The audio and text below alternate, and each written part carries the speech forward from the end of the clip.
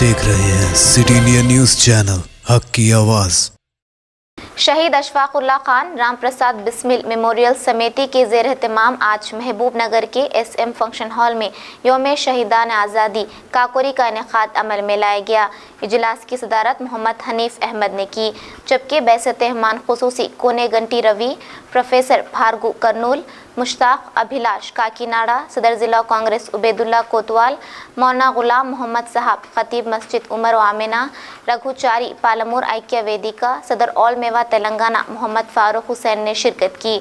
जबकि बतौर मेहमान एजाजी सैयद नूरुल हसन, साबिक मोतमिद ईदगाह कमेटी, अमीर जमात इस्लामी शेख सुजात अली समद खान, सदर ज़िला मुस्लिम लीग मिर्ज़ा खुद्दूस बेग ने शिरकत की। इस इजलास की निज़ामत कॉमरेड मोहम्मद खलील और सेक्रेटरी समिति ने की। इजलास में शहदाए आज़ादी की याद में 2 मिनट की खामोशी मनाते हुए क़िराज पेश किया गया। इस इजलास से मुखातिबत में जमे मुकर्रिरीन ने कहा कि शहीद अशफाकुल्लाह खान और राम प्रसाद बिस्मिल की कुर्बानी ने उस वक्त मुल्क की जिद्दोजहद आज़ादी को एक नया मोड़ दिया और जिद्दोजहद आज़ादी में काकोरी का वाक़या एक संग मैल साबित हुआ। मुकर्रिरीन ने मौजूदा मरकज़ी हुकूमत को और बरसरे इख्तिदार जमात BJP को अंग्रेज़ों की सोच से पैदा होने वाली जमात कहा। जिस तरह अंग्रेज़ों ने मुल्क की आवाम को ग़ुलाम बनाया था, आज ये हुकूमत भी मुल्क की आवाम को सरमायादारों की ग़ुलाम बना रही है। इन कायदीन ने कहा कि आज फिर एक बार शहीद अशफाकुल्लाह खान और राम प्रसाद बिस्मिल की तरह मुत्तहिदा जिद्दोजहद की ज़रूरत है।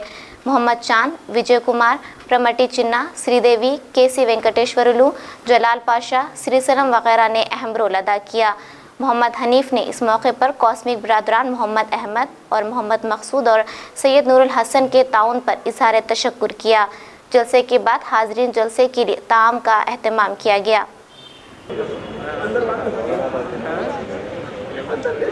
పాడిన మిత్రులకు ధన్యవాదాలు। సభను ప్రారంభించుకుంటున్నాము। ఈరోజు రామ్ ప్రసాద్ బిస్మిల్ అష్ఫాకుల్లా ఖాన్ స్మారక సమితి ఆధ్వర్యంలో ఈ సభను మనం జరుపుకుంటా ఉన్నాము। గత 5-6 సంవత్సరాలుగా ప్రతి సంవత్సరము అష్ఫాకుల్లా ఖాన్ వర్ధంతి సందర్భంగా మనం సభలు జరుపుతూ ఉన్నాం। ప్రతి సంవత్సరం రౌండ్ టేబుల్ లాగా మేధావులతోటి, ప్రజాస్వామికవాదులతోటి, ప్రజా సంఘాలు, వామపక్ష పార్టీలు, ఇట్లా రకరకాల వాళ్ళమందరం కలిసి ఒక 5-6 సంవత్సరాలుగా ఈ సభను మనం జరుపుకుంటూ ఉన్నాం। ఈ సంవత్సరం వచ్చే వరకు ఒక నిర్దిష్టమైన మలుపు వైపుకు సమాజం ప్రయాణం చేస్తున్న దశలో మనం ఉన్నాము। మొత్తం ప్రపంచం మొత్తం కూడా ఒక కరోనా మహమ్మారి కమ్ముకున్న పరిస్థితి గత 1 సంవత్సర కాలంగా సుమారుగా 10 నెలలు 9-10 నెలలుగా ఒకరికొకరం కలుసుకోకుండా ఫోన్లలో దూరంగా మాట్లాడుతున్న పరిస్థితిలో మనం ఈ సమావేశాన్ని ఇవాళ జరుపుకుంటా ఉన్నాం। కాబట్టి ఆ జాగ్రత్తలు కూడా తీసుకోవాలని ముందే చెప్పాము। రెండవ వైపు మతోన్మాదం అనేది ఏ ముసుగు లేకుండా గత 5-6 సంవత్సరాలుగా విద్యారంగం పైన, వైద్య రంగం పైన, ప్రభుత్వ రంగ పరిశ్రమలు, సంస్థలపైన దాడి చేస్తూ ఇప్పుడు విచ్చలవిడిగా కార్మికులపై, రైతాంగంపై బహిరంగంగా దాడికి పూనుకున్న దశలో మనం ఉన్నాం। కాబట్టి ఈ సభను భారతదేశ స్వతంత్రం కొరకు పోరాడిన వాళ్ళు అష్ఫాకుల్లా ఖాన్, రామ్ ప్రసాద్ బిస్మిల్ లాంటి అనేక మంది, భగత్ సింగ్, చంద్రశేఖర్ ఆజాద్, రాజ్గురు, సుఖదేవ్, ఇట్లా మన పేర్లు చెప్పుకుంటూ పోతే ఖుదీరామ్ బోస్, సుభాష్ చంద్రబోస్, ఇట్లా రకరకాల అనేక మంది, అల్లూరి సీతారామరాజు, అనేక ఉద్యమాలు వచ్చినాయి ఇక్కడ। హిందుస్థాన్ సోషలిస్ట్ రిపబ్లిక్ ఆర్మీ అనే పేరుతోటి, గదర్ పార్టీ అనే పేరుతోటి, అనుశీలన సమితి అనే పేరుతోటి, రైతాంగ గిరిజన పోరాటాల పేరుతోటి అనేక పోరాటాలు భారతదేశంలో జరిగినాయి। అనేక మంది తల్లులు తమ కొడుకుల్ని భారతదేశ స్వతంత్రం కొరకు అర్పించిన ఘట్టాలు ఉన్నాయి। అనేక మంది యువకులు తమ భవిష్యత్తునంతా కూడా లెక్క చేయకుండా నవ యవ్వన వయసు లోపలనే ఈ దేశానికి స్వతంత్రం తీసుకురావాలని ఉరికంబల్ని ముద్దాడిన సందర్భాలు ఉన్నాయి. నాటి బ్రిటిష్ పోలీస్ ఎదురుకాల్పుల్లో, బూటకు ఎదురుకాల్పుల్లో చంపబడ్డ వీరులు అనేక మంది భారత స్వతంత్రోద్యమంలో ఉన్నారు. ఇంతమంది ప్రాణం ఎందుకు ఇచ్చిండ్రు? ఇంతమంది చావాల్సిన అవసరం ఏమొచ్చింది? వాళ్ళను ఏ అంశం అంత ప్రేరేపితం చేసింది? అది మనం జ్ఞాపకం చేసుకోకుంటే, అది మనం గుర్తు చేసుకోకపోతే భవిష్యత్తు నిర్మించడం కూడా సాధ్యం కాదు. ఇంతమంది ప్రాణత్యాగాలు చేసింది భారతదేశంలో ఉన్న ప్రజలందరూ కూడా స్నేహ సౌభ్రాతృత్వంతో జీవించాలని. ఇంతమంది ప్రాణత్యాగాలు చేసింది భారతదేశంలో ఉన్న అన్ని మతాల వాళ్ళు అన్నదమ్ముల వలె కలిసి ఉండాలని. కలిసి ఉన్నాము. కొంతమంది చీల్చడానికి ప్రయత్నం చేస్తూ ఉన్నారు. ఇంతమంది బలిదానాలు చేసింది ఈ దేశంలో పంటలు పండించే రైతులు. ఆ పంట మీద హక్కు కలిగి ఉండాలి, ఆ రైతు ఒక సాధారణమైన మనిషిలాగా జీవించాలని చెప్పి. ఇంతమంది బలిదానాలు చేసింది ఈ దేశంలో ఉన్న వేలాది లక్షలాది మంది కార్మికులు ఒక మనిషిలాగా జీవించాలనేది. కానీ 70-80 ఏళ్ళు గడిచిన తర్వాత రైతులు మనుషుల్లాగా కాదు యంత్రాల్లాగా జీవించే పరిస్థితి లేదు. కార్మికులు మనుషుల్లాగా కాదు యంత్రాల్లాగా జీవించే పరిస్థితి లేదు. ఈరోజు అధికారంలో ఉన్న ఎమ్మెల్యేల నుంచి మొదలుకొని మోడీ దాకా వాళ్ళకున్న వాహనాలకు, వాళ్ళకున్న ఫ్యాన్లకు, వాళ్ళకున్న రెఫ్రిజిరేటర్లకు అన్ని సౌకర్యాలు కల్పిస్తూ ఉన్నారు. అది చెడిపోకుండా దానికి డీజిల్ పోస్తారు, ఆయిల్ పోస్తారు, రిపేరింగ్ చేస్తాడు. నా రైతు అనారోగ్యం పాడైతే వాడికి వైద్య సౌకర్యం ఉందా ఈ దేశంలో? అంటే కనీసం నీ ఇంట్లో ఉన్న ఒక యంత్రం లాగా కూడా నా రైతును చూస్తలేవు. మా స్వీపర్లు ఉన్నారు, స్కూల్ స్వీపర్లు. ఉదయం నుంచి వాళ్ళు స్కూల్ ఊడుస్తారు. వాళ్ళకి 1623 రూపాయలు ఇస్తూ ఉన్నావు. నువ్వు ఒక ట్యాబ్లెట్ కొనాలంటే ఆ 1623 రూపాయలు సరిపోవు. నువ్వు కనీసం వాళ్ళని మనుషుల్లాగా కాదు, నీ వద్ద ఉన్న యంత్రంలాగా చూస్తున్నావా? యంత్రంలాగా కూడా కాదు, నీ వద్ద ఉన్న కుక్కల్లాగా చూస్తున్నావా అని మేము ప్రశ్నిస్తూ ఉన్నాం. నీ దగ్గరున్న జంతువుల్లాగా అని ప్రశ్నిస్తూ ఉన్నాం. అట్లయినా చూస్తున్నామని. అటువంటి అనేక ప్రశ్నలు మన ముందున్న ఈ సందర్భంలో మనం ఈ సమావేశాన్ని జరుపుకుంటా ఉన్నాము. ఈ సమావేశాన్ని మనం జయప్రదం చేద్దాము. మధ్యాహ్నం భోజనం వరకు ఇక్కడనే ఉండి, భోజనం తర్వాత నిర్దిష్టమైన రంగాలు కొన్ని ఇక్కడ ఉన్నాయి. వాళ్ళందరూ కూడా కూర్చొని ప్లాన్ చేసుకోవాల్సి వస్తుంది. ప్రధానంగా స్కూల్ స్వీపర్లు భోజనాల తర్వాత పోకుండా ఇక్కడనే ఉండాలి. మన సమస్యలు కూడా మనం మాట్లాడుకోవాల్సిన అవసరం ఉంది. కాబట్టి సభను మనం ప్రారంభించుకుందాము. ఈ సభకు బిస్మిల్ రామ్ ప్రసాద్ స్మారక సమితి కమిటీని ఏర్పాటు చేసిన ఈ సమితి అధ్యక్షులు హనీఫ్ అహ్మద్ గారు అధ్యక్షత వహించాల్సిందిగా కోరుకుంటూ ఆయన వేదికపైకి రావాలని చెప్పి విజ్ఞప్తి చేస్తూ ఉన్నాం. హనీఫ్ అహ్మద్ గారు వేదికపైకి రావాలని విజ్ఞప్తి చేస్తూ ఉన్నాం.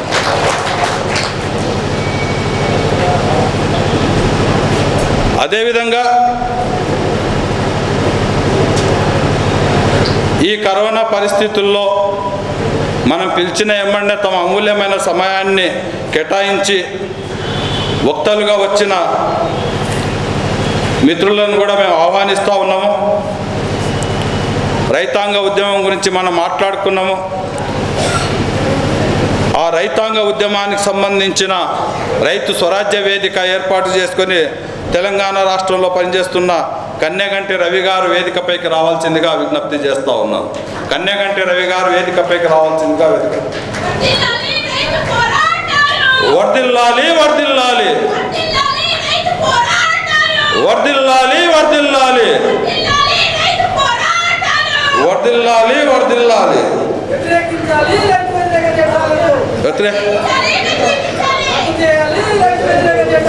రద్దు చేయాలి రద్దు వర్ధిల్లాలి కార్మిక కర్షక ఐక్యత వర్ధిల్లాలి కార్మిక కర్షక ఐక్యత.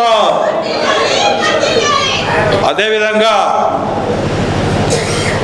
భార్గవ్ గారు కర్నూలు నుండి వచ్చిండ్రు.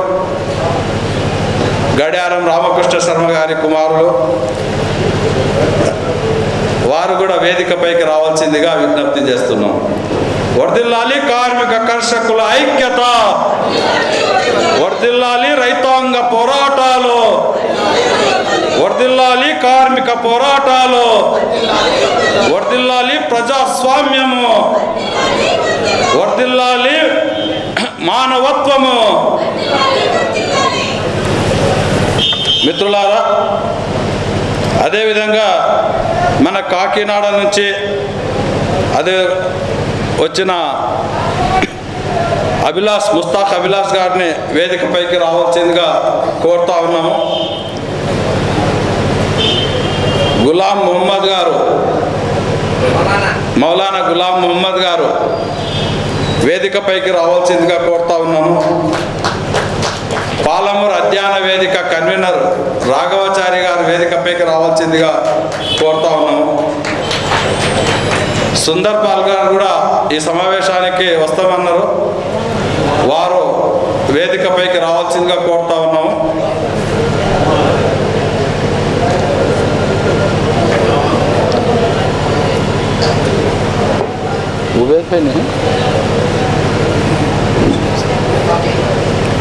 అదేవిధంగా వామపక్షాల పార్టీల నాయకులు కూడా వస్తామన్నారు. వాళ్ళు వచ్చి జాయిన్ అవుతారు. ఎంసీపీఐ చిన్న వేదికపైకి రావాల్సిందిగా కోరుతా ఉన్నాము. చైతన్య మహిళా సంఘం శ్రీదేవి గారు వేదికపైకి రావాల్సిందిగా కోరుతా ఉన్నాం. డిటిఎఫ్ నాయకులు శ్రీశైలం గారు వేదికపైకి రావాల్సిందిగా కోరుతా ఉన్నాం. డిటిఎఫ్ నాయకులు శ్రీశైలం గారు. ఉపాధ్యాయ సంఘం నాయకులు శ్రీశైలం గారు వేదికపైకి రావాల్సిందిగా కోరుతా ఉన్నాము. టిఎఫ్టి అధ్యక్షులు స్కూల్ స్వీపర్ల సంఘం గౌరవ అధ్యక్షులు విజయ్ కుమార్ గారు వేదికపైకి రావాల్సిందిగా కోరుతా ఉన్నాం. టిఎఫ్టి అధ్యక్షులు స్కూల్ స్వీపర్ల సంఘం గౌరవ అధ్యక్షులు విజయ్ కుమార్ గారు వేదికపైకి రావాల్సిందిగా కోరుతా ఉన్నాం. వెంకటన్న గారు వేదికపైకి రావాల్సిందిగా కోరుతా ఉన్నాం.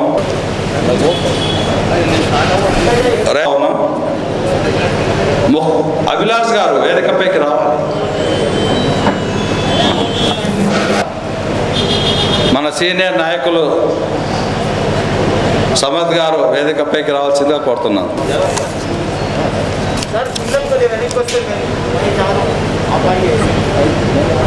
గారు వేదికపైకి రావాల్సిందిగా కోరుతా ఉన్నాను. ఆడుకోనా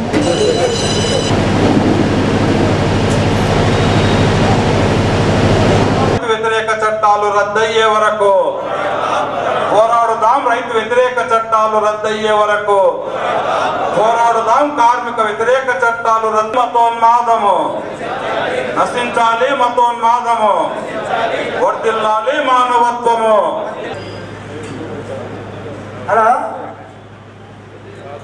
ఇప్పుడు బయటకు పోదు. అందరు వెయిట్ చేయండి ఒక గంట సేపు.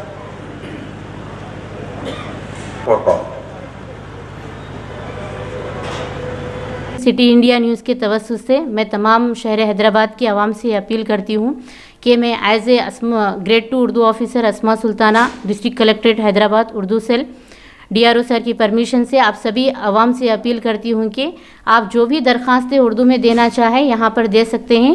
मैं यहाँ पर एक ऑफ़िसर की तरह नहीं, एक पहले इंसान की तरह बैठी हूँ कि आपकी तकलीफ़ जो है, जो आप अगर जान भी नहीं रहे हैं दूसरी लैंग्वेज, दूसरी ज़बानें, तो आप उसका उर्दू में दे दीजिए मवाद। मैं उसको उर्दू से इंग्लिश या तेलुगु जो भी है कन्वर्ट कर मैडम के इजलास तक पहुँचा दूँगी। ये मेरा फ़रीज़ा है, मैंने आज तक निभाया है और आगे भी निभाऊँगी इंशाअल्लाह ताला। जज़ाकल्लाह खैर। तो आपने देखा कि किस तरह यहाँ पर मुतय्यन करदा उर्दू ऑफिसर जो हैं वो बता रही हैं कि उर्दू में दरख्वास्त शहरियान से अपील करें कि वो उर्दू में बिलाशक दरख्वास्त दें। वो उनकी दरख्वास्तों को आला अहदेदारों तक ऑफिशियल लैंग्वेज जो इंग्लिश या उर्दू तेलुगु है उसमें तर्जुमा करते हुए उन तक पहुँचाएँगी। जो आवाम के जो मसाइल हैं उनको दूसरी ज़ुबान में वहाँ तक पहुँचाएँगी।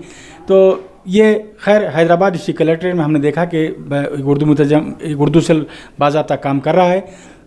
हम चाहते हैं कि चूँकि हैदराबाद का ताल्लुक़ रियासत की सदर मकाम से है, सदर मकाम है हैदराबाद, और यहाँ पर आप मुसलमानों की कसीर आबादी रहती है, तो हम ये जानकर ये हमारे लिए खुशाइन बात है कि यहाँ पर उर्दू सेल बाज़ाब्ता तौर पर काम कर रहा है।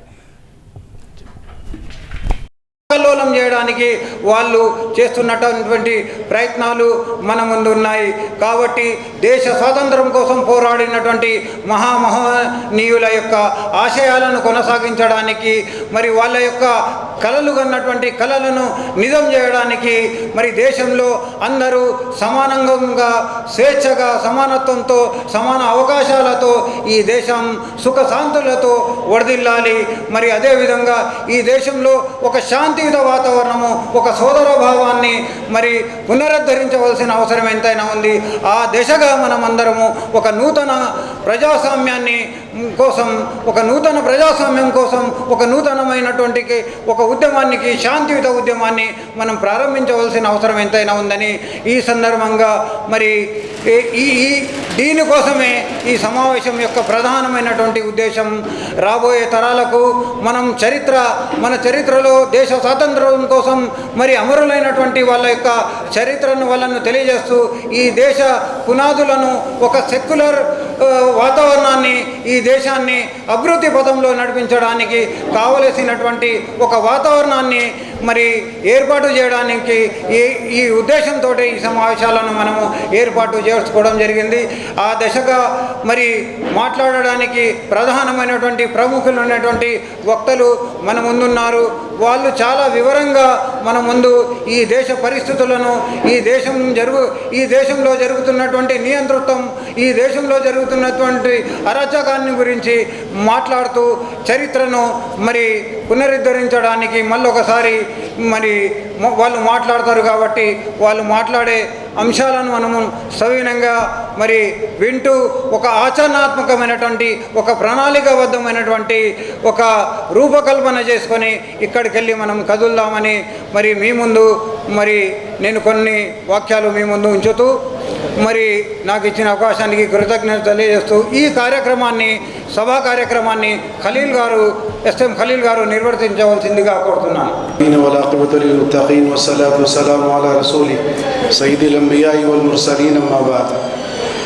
أعوذ بالله من الشيطان الرجيم بسم الله الرحمن الرحيم لله الأمر من قبل ومن بعد وقال تعالى وتلك الأيام نداولها بين الناس وقال رسول الله صلى الله عليه وسلم انصر أخاك ظالما ومظلوما او كما قال عليه الصلاة والسلام. محترم شہنشین پر تشریف فرما معزز قائدین، نوجوانوں اور بزرگوں اور عزیز خواتین، اس موقع پر نہایت اختصار کے ساتھ ملک کی آزادی میں علماء کرام کی قربانیوں پر اور ان شہداء کی قربانیوں پر چند گزارشات رکھنی ہے. معلوم ہونا چاہیے اس ملک کو آزاد کرانے میں اور اس ملک کو آزادی کی لڑائی لڑنے میں بلا کسی جھجک اور بغیر کسی شک و شبہ کے میں کہنا چاہوں گا، یہ وہ ملک ہے جس ملک پر مسلمانوں نے 900 سال تک حکومت کی تھی. حاکم سے محکوم بنے تھے، آقا سے غلام بنے تھے، حاکمیت سے محکومیت ان کے حصے میں آئی تھی. اسی لیے ملک کو آزاد کرانے کے لیے بھی سب سے بڑا رول اور قائدانہ رول مسلمانوں کا رہا ہے، علماء کا رہا ہے. ملک کو آزاد کرانے میں آپ کلکتہ میں نواب سراج الدولہ اور دکن میں شعر مشہور فتح علی خان ٹیپو سلطان شہید رحمۃ اللہ علیہ، پھر اس کے بعد جب تک ان کی قربانیوں کو آپ یاد نہیں کریں گے اس ملک کی آزادی کی تاریخ نامکمل رہے گی. نواب سراج الدولہ نے بھی، ٹیپو سلطان شہید رحمۃ اللہ علیہ نے بھی، یہ موجودہ دور کا یہ المیہ ہے. لوگ مسلم حکمرانوں کو کے سلسلے میں بہت سی غلط فہمیاں اور بدگمانیاں پھیلائی ہیں، لیکن آپ کو معلوم ہے تاریخ سے کوئی انکار نہیں کر سکتے ہیں. تاریخ سے کوئی آدمی منہ موڑ نہیں سکتا ہے. تاریخ کے اندر لکھا ہے کہ حضرت ٹیپو سلطان شہید رحمۃ اللہ علیہ کے دور میں ہندو مسلمان کس طرح شیر و شکر کے ساتھ رہا کرتے تھے. جس وقت فرمایا کہ جب آپ کی شہادت ہوئی، تاریخ میں لکھا ہے کہ اس شہادت کے موقع پر آپ کی جان پر، آپ کی حفاظت پر، آپ کی جان کے لیے اپنے جانوں کا نذرانہ پیش کرنے والی وہ ہندو خواتین تھیں. ان دو خواتین نے لڑ کر ساتھ میں رہ کر کیا تھا. ایک پنڈت آپ کے ہاں ایک خط لکھا, مجھے بڑا ظلم ہو رہا ہے, تکلیف میں ہوں. اس خط کے جواب میں انہوں نے لکھا کہ میری ریاست میسور میں کسی پنڈت کو کسی جاگیر کے سلسلے میں اور کسی مذہبی رسومات کے سلسلے میں کوئی شکایت نہیں ہوگی.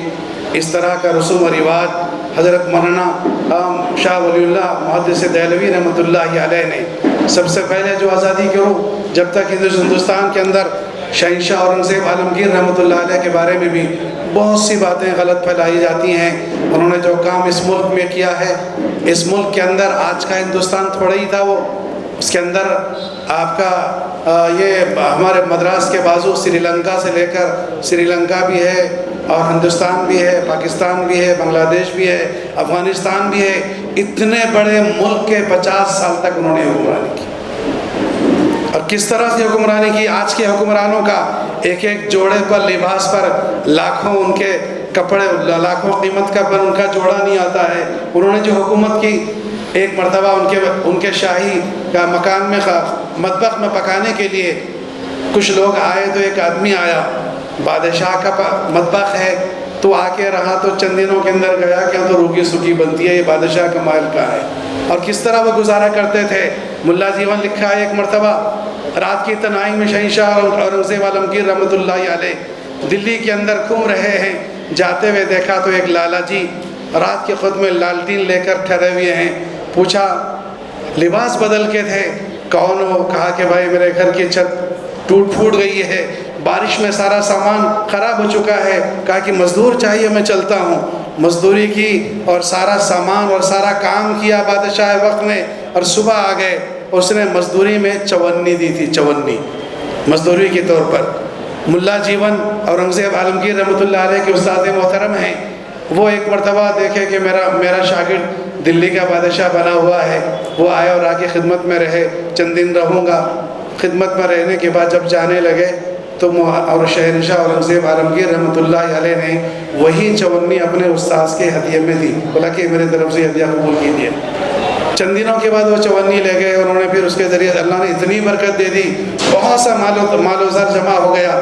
تو فرمایا, لوگوں نے, حکومت کے اہلکار نے کہا کہ آپ کے استاد سے بہت زیادہ پیسے والے ہو گئے, ان پر ٹیکس لگانا چاہیے, تاوان لگا دینا چاہیے. پھر کبھی کسی موقع سے بلا لیا اور کہا, پوچھا کہ کیسے پیسے آپ کے پاس آ گئے, اتنے بیل اور بھینس اور تجارت اور یہ زراعت یہ کیسے آ گئے؟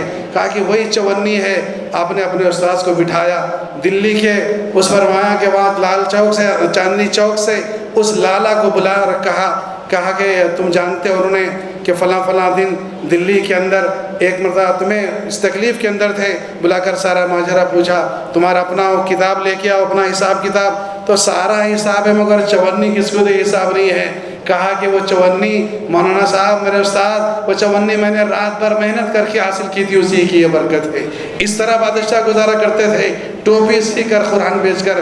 میرے بھائی اور بزرگوں, ملک ایسے آزاد نہیں ہوا. 2 لاکھ مسلمانوں نے, 52,000 علماء نے دلی میں چاندنی چوک سے لے کر خیبر تک کوئی درخت ایسا نہیں تھا جس پر مسلمان علماء کے فرمایا کہ وہاں ان کے ناشے لٹکی بھی نہ ہو, ان کے چہرے سر لٹکے ہوئے نہ ہو. اتنی قربانیاں اس وقت ملک کو دی ہیں. علماء کرام نے, شاہ عبد القدوس رحمۃ اللہ علیہ, شاہ ولی اللہ محدث دہلوی رحمۃ اللہ علیہ. بولے کیوں ایسا کیا گیا؟ بعد میں حضرت گاندھی کو جمعیت العلماء کے خرچ پر, جمعیت العلماء نے اپنے اخراجات پر حضرت گاندھی کو پورے ملک کے اندر دورہ کرایا, اور گاندھی کو کرم چند داس موہن گاندھی کا نام مہاتما کرنے والے جمعیت العلماء ہند ہیں. جمعیت العلماء ہند کر سارے دنیا ہندوستان کے اندر ان کے خرچ پر ان کا دورہ کرایا گیا. ہندو اور مسلم کی یکتا کے ساتھ. تحریک خلافت کیا ہے, تحریک ریشمی رومال کیا ہے؟ اس ملک کو آزاد کرانے کے لیے سب سے پہلا فتویٰ کس نے دیا تھا؟ حضرت شاہ عبدالعزیز محدث دہلوی رحمۃ اللہ علیہ نے. وقت نہیں ہے, ایک دو اپنے بزرگوں کے واقعات سناتا ہوں. حضرت مولانا حسین احمد مدنی رحمۃ اللہ علیہ, حضرت مولانا محمود الحسن فرمایا کہ شیخ الہند رحمۃ اللہ علیہ اسیر مالٹا کی جیل میں انگریزوں نے آپ کو ڈالا تھا. وہاں جا کر کیا کرتے تھے, اپنے شاگردوں کے ساتھ پہنچے تھے. تحریک ریشمی رومال واقعہ ہے. रात के तन्हाइयों में आखिरी वक्त में हज़रत मौलाना महमूद हसन गंगोही रहमतुल्लाह अलैह को शेखुल हिंद को नीचे फरमाया कि तहखाने में ले जाया जाता और अंगारों से आपकी पीठ को तपाया जाता है, और सुबह होने के बाद कहते हैं कि महमूद हसन ज़रा इतना कह दो कि अंग्रेज़ की हुकूमत में, अंग्रेज़ की फ़ौज में भर्ती होना हराम है। उन्होंने फरमाया तुम ये चाहते हो, सुनो, ये जिस्म की चर्बी पिघल सकती है, महमूद हसन अपनी जान दे सकता है, ये नहीं कह सकता है कि अंग्रेज़ की हुकूमत में और अंग्रेज़ की फ़ौज में भर्ती होना जायज़ है। कैसी कुर्बानी दी हज़रत मौलाना हुसैन अहमद मदनी रहमतुल्लाह अलैह। फरमाया आपको ले जाया गया कराची के उस शहर में, फरमाया अंग्रेज़ की अदालत में खड़े हैं, अंग्रेज़ जज बुलाकर पूछता है हुसैन अहमद क्या तुमने ये फतवा दिया है कि अंग्रेज़ की फ़र्जी के फ़ौज में भर्ती होना हराम है? तो सुनो, मौलाना हुसैन अहमद मदनी रहमतुल्लाह अलैह ने जानते हैं कि आज हमने ये तहिया किया है कि रियासत में क्या उर्दू ज़ुबान बहैसियत दूसरी सरकारी ज़ुबान अमलवारी जारी है या नहीं। इससे पहले कि दीगर दफातर को हम जाएं, हमने सोचा कि यहाँ हजौज़ में जो 3 दफातर हैं उन तीनों दफातर का राज ताल्लुक़ मुसलमानों से है और मुसलमान जो उर्दू बोलते हैं उनसे ताल्लुक़ है, और उन महकमों में क्या उर्दू में दरख्वास्तें कबूल की जा रही हैं या उर्दू का इन दफ्तरों में क्या उर्दू का चलन है या नहीं, ये जानने के लिए हम यहाँ पहुँचे हैं। चलिए हम आगे चलते हैं। चलकर यहाँ रियासती वक्फ बोर्ड का दफ्तर है, उर्दू अकेडमी का दफ्तर है और माइनॉरिटी अक़लियती मालियाती फाइनेंस कॉरपोरेशन का दफ्तर है। इन 3 दफातर में हम देखते हैं कि किस तरह यहाँ पर उर्दू का चलन जारी है या नहीं। ఎదుర్కొని ఉరికొయ్యలను ముద్దాడి జైళ్ల పాలై ప్రవాసులై కఠోరమైనటువంటి శిక్షలకు గురై తమ భవిష్యత్తుల గురించి తమ బతుకుల గురించి ఆలోచించకుండా దేశం గురించి ఎప్పటికైనా సరే బ్రిటిష్ వాణి యొక్క దాస్య శృంఖలాల నుంచి ఈ సమాజం విముక్తి చెందాలి, మా దేశ ప్రజలు సంతోషంగా స్వతంత్రంగా బతకాలి, ఎవరి కాళ్ళ కింద పడి ఉండకూడదు, ఎవరికి తలవంచి బతకకుండా ఒక స్వతంత్ర జాతిగా ఈ దేశం ఎదగాలనేటువంటి ఒకే ఒక ఆశయంతో తమ జీవితాలని తమ భవిష్యత్తును పణంగా పెట్టినందుకు వేలాది మంది లక్షలాది మంది మనకి ఈరోజు స్వాతంత్రం వచ్చింది, మనకంటూ ఒక ఆధునిక రాజ్యాంగం వచ్చింది, మనకంటూ ఒక చట్టబద్ధ పాలన వచ్చింది, చట్టం ముందు అందరూ సమానులైనటువంటి ఒక విలువ మొదటిసారి మన సమాజంలోకి వచ్చింది. మన దేశంలో ఎప్పుడు లేదు అది. వేల సంవత్సరాలుగా మనుధర్మం అనేటువంటి చట్టమన్నా పాలించింది మనల్ని. దాని ప్రకారము వర్ణ వ్యవస్థ ఉంది, కుల వ్యవస్థ ఉంది, కొంతమందికి చదువు ఉంటుంది, కొంతమందికి అధికారం ఉంటుంది, కొద్దిమంది చేతిలో సంపదలు ఉంటాయి, మిగతా వాళ్ళందరూ వాళ్ళకి సేవకులే, వాళ్ళందరూ సమానం కాదు. సమానత్వమైనటువంటి భావననే లేదు మనకు, సమాజంలో లేదు, పరిపాలన కూడా లేదు, అటువంటి చట్టమే లేదు. బ్రిటిష్ వాడు ఆధునికుడే, వాడు యూరోప్ వాడే, చదువుకున్నాడే, కానీ వాడు వాణి దేశంలో సమానత్వం, వాణి దేశంలో ప్రజాస్వామ్యం, కానీ వలస దేశాలను మాత్రం వాడు మనుషులుగా కూడా చూడలేదు. ఈ దేశాలకు వచ్చి పరిపాలించేటప్పుడు మాత్రం ఇక్కడుండే ప్రజలను వాడు పౌరులుగా చూడలేదు. వాడు కుక్కలకు భారతీయులకు ప్రవేశం లేదని బోర్డులు ఎలాడదీస్తాడు వాడు. వాడి రెస్టారెంట్లలో, వాడి క్లబ్బులలో, వాడి స్విమ్మింగ్ పూళ్లలో, వాడి రేస్ క్లబ్లలో, వాడి గోల్ఫ్ క్లబ్లలో, వాడి భవనాలలో కుక్కలకు భారతీయులకు ప్రవేశం లేదని భారతదేశంలో బోర్డు వేలాడదీసే అంత ధైర్యం ఉండింది వాడికి. ఎందుకంటే వాడి దేశాన్ని కబ్జా చేసినాడు కాబట్టి. ఇంతకంటే అవమానం ఏం కావాలి? నా దేశంలోకి ఒకడు వచ్చి నన్ను పరిపాలించుకుంటా కుక్కలకు భారతీయులకు ప్రవేశం లేదని బోర్డు పెట్టినాడంటే 200 ఏళ్ల పాటు ఆ దుర్మార్గాన్ని వాడు కొనసాగించినాడు. వాడు భారతీయులకు కుక్కలకు ప్రవేశం లేదనే బోర్డును 200 ఏళ్ల పాటు వేలాడదీసినాడు వాడు. అది కేవలం భవనాలకే కాదు మిత్రులారా వేలాడదీసింది, ప్రతి భారతీయుని హృదయాన్ని చీల్చి వాడు అక్కడ ఆ మాట రాసినాడు. అవమాన భారం, అంతకంటే అవమానం ఏం లేదు. ఆత్మగౌరవం లేని బతుకు కంటే మరణమే మేలు కదా. అందుకనే బ్రిటిష్ వాడు ఎప్పుడైతే నా సామాన్లు అమ్ముకుంటా, నా సరుకులు అమ్ముకుంటా అని చెప్పి పర్మిషన్ తీసుకొని, మొఘల్ పాదుషా దగ్గర పర్మిషన్ తీసుకొని వ్యాపారిగా ప్రవేశించేవాడు మెల్లిమెల్లిగా ఒక్కొక్క ప్రాంతాన్ని వాడు ఆక్రమించుకుంటూ ఎప్పుడైతే వస్తూ బెంగాల్ మొదలు వాని రాజ్యం స్థాపించినాడో, స్థాపించిన వెంటనే వాడు వాని రాజ్యంలో బెంగాల్కే పరిమితమైంది వాని రాజ్యం మొదలు. వాని పాలన మొదలుపెట్టినాడు, వాని జమీందారీ వ్యవస్థ మొదలుపెట్టిన వాడు. మరుక్షణమే వాడు ఎప్పుడైతే వాడి దోపిడీ పాలన మొదలుపెట్టినాడో, వ్యాపారిగా వచ్చినోడు ప్రభువుగా మారినాడో, పాలకుడుగా మారినాడో, వాని దోపిడీ స్వభావం బయటపడింది. ఇమ్మీడియట్గా ఆ బ్రిటిష్ పాలన దుర్మార్గమైనది, దీన్ని మనము కూలగొట్టకపోతే మనకు బతుకుండదు, మనం బానిసలుగా మారుతామని చెప్పి మొదటిసారి తిరుగుబాటు గొంతు ఎత్తిన వాళ్ళు ఎవరంటే బెంగాల్ సమాజంలోని ఫకీర్లు మిత్రులారా. మనందరికీ తెలుసు ఆ విషయం. ఫకీర్ రెబెలియన్ అది. ఫకీర్లను చూసి హిందూ సన్యాసులు కూడా వాళ్ళతో చేరుతారు. అది సన్యాసి రెబెలియన్గా కూడా పేరు పొందింది మళ్ళీ తిరిగి. ఫకీర్లు సన్యాసులు అంటే మత బోధన చేయడము, ఆధ్యాత్మిక బోధన చేయడము, ప్రజలకు ఈ లోకం వద్దు పరలోకం గురించి ఆలోచించండి చెప్పేటువంటి వాళ్ళు బ్రిటిష్ పరిపాలన యొక్క దుర్మార్గాన్ని చూసి ఫస్ట్ వీడిని కూలగొట్టిన తర్వాత పరలోకం గురించి మాట్లాడతారు. ఫస్ట్ వీడిని కూలగొట్టాలని తిరుగుబాటులోకి దిగినారంటే అది ఎంత దుర్మార్గమైన పాలన అయి ఉండొచ్చు. మొట్టమొదటిది ఫకీర్ రెబెలియన్ మనకు అక్కడి నుంచి స్టార్ట్ అవుతుంది.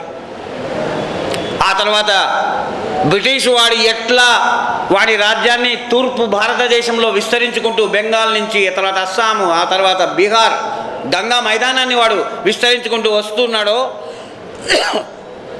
వాడిది నల్లేరు మీద బండి నడక కాదు. అంటే వాడు సాఫీగా ఎలాంటి ప్రతిఘటన లేకుండా ఎలాంటి ఆటంకం లేకుండా వాడేమి ఈ దేశాన్ని ఆక్రమించుకోలే. అడుగడుగున ప్రజలు ప్రతిఘటిస్తూనే వచ్చినారు, అడుగడుగున ప్రజలు పోరాడుతూనే వచ్చినారు. వాళ్ళందరినీ వాడు అతి క్రూరంగా అణిచేస్తూ అత్యంత ఘోరమైన రక్తపు ఏర్లను పారిస్తూనే వాడి రాజ్యాన్ని విస్తరించుకున్నాడు. కానీ ప్రతిఘటన మాత్రం జరుగుతూనే ఉంది. ఫకీర్లు పోరాటం చేసినారు, సన్యాసులు పోరాటం చేసినారు, పేద రైతాంగం పోరాటం చేసింది. ఆదివాసీలు గిరిజనులు అయితే రాజీ లేకుండా పోరాటం చేస్తూనే వచ్చినారు మిత్రులారా. రైతాంగం పోరాటం చేస్తూనే ఉంది, ఆదివాసీలు పోరాటం చేస్తున్నారు, అన్ని వర్గాల వాళ్ళు పోరాటం చేస్తున్నారు. కానీ వాటిని అణిచివేసుకుంటూ వాడు తన రాజ్యాన్ని విస్తరింపజేసుకుంటూ వస్తున్నాడు. ఆ సమయంలోనే ధర్మ గ్రంథాలు, ధార్మిక ఉపన్యాసాలు మాత్రమే చేస్తూ పరలోక విషయాలు మాత్రమే మాట్లాడేటువంటి మత పెద్దలు, మత ఆచార్యులు బ్రిటిష్ పాలన వల్ల ఈ సమాజంలో అందరికీ కలుగుతున్న కష్టాల మీద, దోపిడీకి వ్యతిరేకంగా, వాళ్ళ దుర్మార్గాలకు వ్యతిరేకంగా, బ్రిటిష్ వాణి అండ చూసుకొని చెలరేగిపోతున్న ఈ దేశపు జమీందారులకు వ్యతిరేకంగా, ఎందుకంటే ఈ దేశపు జమీందారులు బ్రిటిష్ వాణి యొక్క తొత్తులు, ఆ జమీందారుల కింద నలిగిపోతున్న ప్రజలను చూసి వాళ్ళ పక్షాన నిలబడి జమీందారులకు వ్యతిరేకంగా, బ్రిటిష్ వాళ్ళకు వ్యతిరేకంగా పెద్ద ఎత్తున ప్రజల్లో ప్రచారం చేయడము, ప్రజలకు ధైర్యం నూరిపోయడము, ప్రజలను కూడగట్టడం చేసినారు. వాళ్ళు వహాబీ మత గురువులు కావచ్చు, ఫర్జానా మత గురువులు కావచ్చు, ఆ తర్వాత మొప్పల తిరుగుబాటుదారులు కావచ్చు, అనేక రకాలైనటువంటి పోరాటాలు. ఈ దశను మనం ఏమంటామంటే ప్రజలు ఏం చేయాలనో తెలియక ఒక బ్రిటిష్ వాళ్ళని ఒక భయంకరమైన శక్తి వచ్చి తమ రాజులనే ఓడించి జమీందారులను పెట్టి తమ శ్రమను పీడిస్తుంటే, రక్తం పీల్చేస్తుంటే, దోపిడీ చేస్తుంటే ఏం చేయాలనో తెలియకుండా ఒక రకంగా నిరుత్తరులైపోయినటువంటి పరిస్థితుల్లో వాళ్ళలో ధైర్యాన్ని రగిలించి పోరాటానికి వాళ్ళని సిద్ధం చేసినటువంటి మొదటి తరం నాయకులు, మొదటి తరం పోరాట యోధులు మత ప్రచారకుల నుంచే వచ్చినారు. అది మనం గమనించాల్సిన విషయం. ఫస్ట్ దశలో పోరాటం అది. లాటిన్ అమెరికాలో మనం చూసినాం. 1960లో 70లో America, Mexico, Brazil, Argentina, Ecuador అన్ని దేశాలను, గ్వాటమేలా, హొండురాస్, పోర్టోరికో అన్ని దేశాలను ఒకదాన్ని కబళించి అక్కడ ఉన్నటువంటి ఖనిజ సంపదను దోచుకుంటూ మిలిటరీ నియంత్రణలను నియమించి ఆ దేశాలను అణిచేస్తుంటే ఆ ప్రజలు అల్లాడిపోతున్నప్పుడు ఆ ప్రజలను అమెరికాకు వ్యతిరేకంగా కూడగట్టిండేది ఎవరంటే క్రైస్తవ మత బోధకులు. మా దేశ ప్రజలను అమెరికా వాడి తొత్తులైనటువంటి వాళ్ళు నాశనం చేస్తుంటే, వాళ్ళ జీవితాలను సర్వనాశనం చేస్తుంటే మేము శాంతి బోధించడం నేరమవుతుంది, అన్యాయానికి వ్యతిరేకంగా పోరాడమే నిజమైనటువంటి దైవ సేవ అనేటువంటి కొత్త నినాదం ఎత్తుకొని లిబరేషన్ థియాలజీ పేరుతో లాటిన్ అమెరికాలో ఎట్లయితే విముక్తి సిద్ధాంతం రూపొందించిందో అది 100 సంవత్సరాల ముందే ఇక్కడ భారతదేశంలో ఇక్కడ మొదలైంది. అది ఒక దశ. ఆ దశ 1857 సిపాయిల తిరుగుబాటు జరిగేపాటికి, సిపాయిల తిరుగుబాటు నాటికి ఈ దేశానికి ఒక కేంద్రీకృత రాజ్యం లేదు. చిన్న చిన్న రాజ్యాలకు ఈ దేశం విడిపోయి ఉంది. ఆఖరి మొఘల్ పాదుషా బహదూర్ షా జఫర్ ఉన్నాడు, కానీ ఆయన యొక్క ప్రభావంలో దేశం అంతా లేదు. దీన్ని ఆధారంగా చేసుకొని బ్రిటిష్ వాడు తీవ్రంగా దేశాన్ని తన కంట్రోల్లోకి తీసుకురావడానికి ప్రయత్నం చేసేటప్పుడు ఈ దేశంలో మిగిలి ఉన్న చిన్న చిన్న రాజ్యాలు, రాజ సంస్థానాధీశులు అందరూ కలిసి తిరిగి అదే పాదుషాని బహదూర్ షా జఫర్ని रियासती उर्दू अकाडमी के दफ्तर में मौजूद हूँ और अब फिलहाल मैं इन्वर्ट सेक्शन में मौजूद हूँ. आइए इन्वर्ट सेक्शन जो जिम्मेदार हैं उनसे जानने की कोशिश करते हैं कि क्या यहाँ पर उर्दू में जो दरख्वास्तें जो लोग देते हैं क्या उसको कबूलियत बख्शी जाती है या नहीं, किस तरह वो उर्दू की दरख्वास्तें यहाँ पर आती हैं, इसके मुताल्लिक़ जान लेते हैं। अस्सलाम वालेकुम। उर्दू के तकरीबन दरख्वास्तें 60-70% जो सो उर्दू में आती हैं और उसी को जो सो ज़्यादातर फॉलो किया जाता है। मुताल्लिक़ा सेक्शन को जाता है, डायरेक्टर साहब को नहीं जाता है, चेयरमैन साहब को नहीं जाता है, वहाँ से जो सेक्शन को जाता है, वहाँ से फ़ाइल पुटअप होती है। फ़ाइल भी तकरीबन जो उर्दू में दरख्वास्तें हैं वो उर्दू में ही पुटअप होती हैं।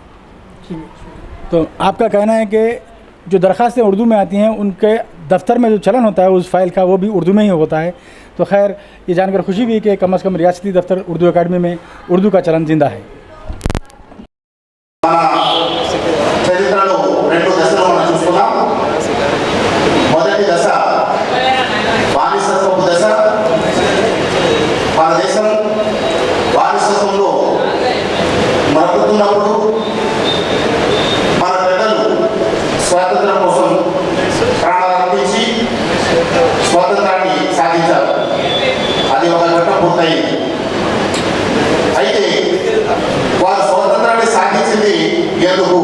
ఈ ప్రశ్న మనందరం కూడా వేసుకోవాలి, తెలుసుకోవాలి. అంటే కేవలం స్వపరిపాలన, పాలకులు బ్రిటిష్ వాడు కాకుండా పరాయి వాడు కాకుండా మనవాడే ఉండాలి అన్నది ఉద్దేశమా, లేక ప్రతి భారత పౌరుడు సాంఘికంగా, ఆర్థికంగా, సామాజికంగా సమానత్వాన్ని సాధించాలి అన్నదా? ఈ స్పష్టత మనకు లేదు.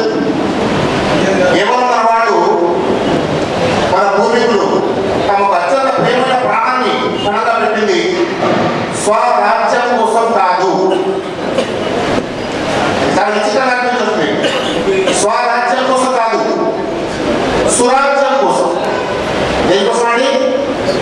సురాజ్యం.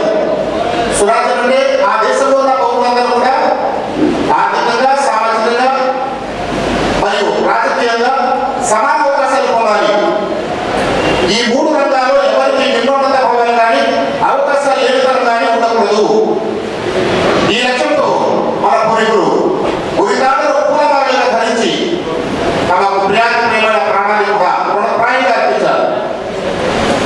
అయితే ఆ ఘట్టం పూర్తయింది. స్వరాజ్యం అయితే వచ్చింది. ఈ స్వరాజ్యము స్వాహారాజ్యంగా మారింది. ఎందుకంటే అర్ధరాత్రి మన స్వాతంత్రం వచ్చింది. పగటి పూట నీతిమంతులు, స్వాతంత్ర ఉత్సవకారులు వీళ్ళందరూ కూడా మెలుగుగా ఉంటారు. రాత్రి చీకటిలో మనకు స్వాతంత్రం వచ్చినప్పుడు రాత్రి మెలుగుగా ఉండేవాళ్ళు ఎవరు? దొంగలు, హంతకులు, దోపిడీదారులు ఉంటారు. వాళ్ళ చేతిలో ఈరోజు స్వాతంత్ర ఫలాలన్నీ కూడా పోయాయి. కేవలం ఏంటంటే దుర్మార్గులు కూడా దేశాన్ని పరిపాలించగలరు. స్వాతంత్రం అంటే ఇది. దుష్టులు కూడా దేశాన్ని పరిపాలించగలరు. ఇది స్వాతంత్రం అంటే. నీచులు కూడా, పక్షపాత వ్యక్తిగా ఉంచే వాళ్ళు కూడా దేశాన్ని పరిపాలించగలరు అనే ఒక తత్వజ్ఞానాలు సమాజంలో ఏర్పడిపోయింది. నిజానికి నీతిమంతులు, త్యాగశీలులు, ప్రజల సమదృష్టితో చూసేవారు, ప్రజల యొక్క హక్కులు అందించేవారు. ఈ దేశం యొక్క ప్రజలు స్వాములు. ఎవరంటే ప్రజాస్వామ్యం అంటే అర్థండి ప్రజలు స్వాములు. దేనికి స్వాములు అండి? ఈ దేశంలో సంపదకు స్వాములు. ఈ దేశంలో వనరులకు ఎవరు స్వాములు? ప్రజలు స్వాములు. ఇది ప్రజాస్వామ్యం. అసలు ఈ వివరణ కూడా ఈ రోజు మనం ఎంతమంది తెలుసు చెప్పండి? ప్రజాస్వామ్య దేశంలో ఉన్న ప్రజా అంటే ఏంటి, స్వామ్యం అంటే ఏంటి, దీని అవగాహన ప్రజలు లేదు. కానీ ఈరోజు ఈ అవగాహన లేని కారణంగానే ధనిక స్వామ్యము నడుస్తుంది. ఇప్పుడు ప్రజాస్వామ్యము ముసుగులో ఏం నడుస్తుందండి? ధనిక స్వామ్యము, భూస్వామ్యము నడుస్తుంది. ఎందుకంటే వాళ్ళందరూ భూస్వామ్యాలు స్వాతంత్ర ఫలాన్ని వాళ్ళు కొనసాగిస్తున్నారు. ఇదంతా కూడా చరిత్ర దక్కించిపోయింది. సరే, స్వతంత్రం అయితే వచ్చేసింది, స్వాతంత్రం సంపాదించారు, స్వరాజ్యం వచ్చేసింది. ఇప్పుడు మరొక పోరాటం సాధించవలసిన అవసరం ఉంది. అదేంటంటే సురాజ్య పోరాటం. అంటే మన రాజ్యాన్ని సురాజ్యంగా మార్చాలి, మంచి రాజ్యంగా మార్చాలి. ఇది ఎలా సాధ్యమవుతుంది అంటే ఇది భారత రాజ్యాంగ అవగాహన ద్వారా సాధ్యమవుతుంది. ఇది మొదటి భారత రాజ్యాంగ అవగాహన రావాలి. ఒక పౌరుడుగా నా పాత్ర ఏంటి, పౌరుడుగా ఉన్న అధికారం ఏంటి అనేటువంటి విషయం ప్రతి పౌరుడు తెలుసుకోగలగాలి. అలాంటి అవగాహన కలిగించవలసిన అవసరం ఉంది. కాబట్టి భారత రాజ్యాంగ పాఠాలు ఎక్కడ బోధించాలి? స్కూళ్ళలో బోధించాలి, గుళ్ళలో బోధించాలి, చర్చి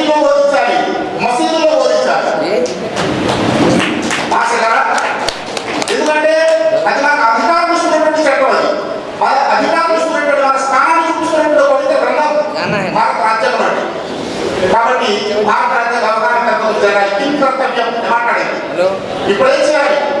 అప్పుడు అలా జరిగింది, అప్పుడు అలా జరిగింది, ఇలా జరిగిపోతుంది అంటున్నాం. కానీ ఏం చేయలేదని మనం మాట్లాడటం కోసం చాలా సమయం తక్కువగా కేటాయిస్తున్నాం. ఇది ఒకటి. రెండవది, హిందువులు ముస్లింల మధ్య ఎలాగా హిందువులు ముస్లింల మధ్య ఏంటంటే ఆ వేర్పాటు తీసుకొస్తున్నారు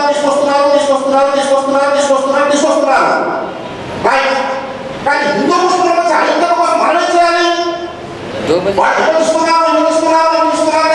మాట్లాడుకుంటున్నా టైం వేస్ట్ చేయాలా? లేక మనం ఐక్యత కోసం మనం ఏం చేయాలి? ఒక కార్యాచరణ పెట్టి ఆ కార్యాచరణ ఏంటంటే హిందూ కులాలు ముస్లింలు హిందువులు క్రైస్తవులు అందరూ సమావేశం అవ్వాలి. చర్చిల్లో హిందూ ముస్లిం క్రైస్తవులు అందరూ కూడా సమావేశం చేసే కోసం మాట్లాడాలి. మసీదుల్లో ఒక ముస్లిమే కాదు హిందువులు క్రైస్తవులు అందరూ కూడా సమావేశమై అన్ని వర్గాల వాళ్ళు మసీదు ప్రాంగణంలో మాట్లాడగలగాలి. దీని అవకాశం కూడా సిద్ధంగా ఉన్నారా? లేదు, ఒక హిందూ మసీదులో రాలేడు, ఒక గుడిలో ముస్లిం వెళ్ళకూడదు, ఒక చర్చిలో ఇతరులు రాకూడదు అనే నిబంధనలు వేర్పాటు ఎక్కడ ఉంది? వేర్పాటు మన దగ్గరే ఉంది. ఈరోజు మనం ఒక కులవాడు పెళ్లి సిద్ధంగా ఉన్నాడా? ముస్లింలో వర్గాలు ఉన్నాయి, వివిధ వర్గాలు పెళ్లి చేసుకోవడం సిద్ధంగా ఉన్నారా? అంటే ఈ వేర్పాటు సంబంధించిన బీజాలు ఎక్కడ ఉన్నాయి? మన దగ్గర ఉన్నాయి.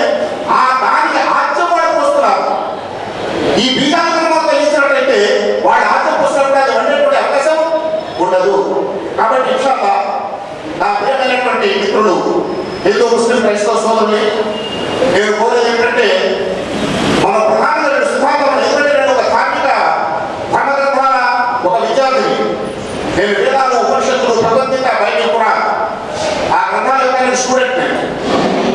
ఆ గ్రంథాలను లోతుగా అధ్యయనం చేస్తే రెండు సిద్ధాంతాలు అందులో ఉన్నాయి.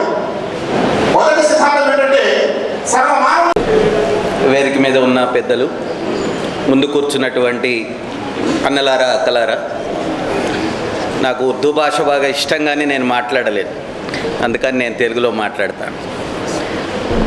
అందరికీ తెలుగు అర్థమవుతుందనే దాంట్లోనే ఉన్నాను నేను.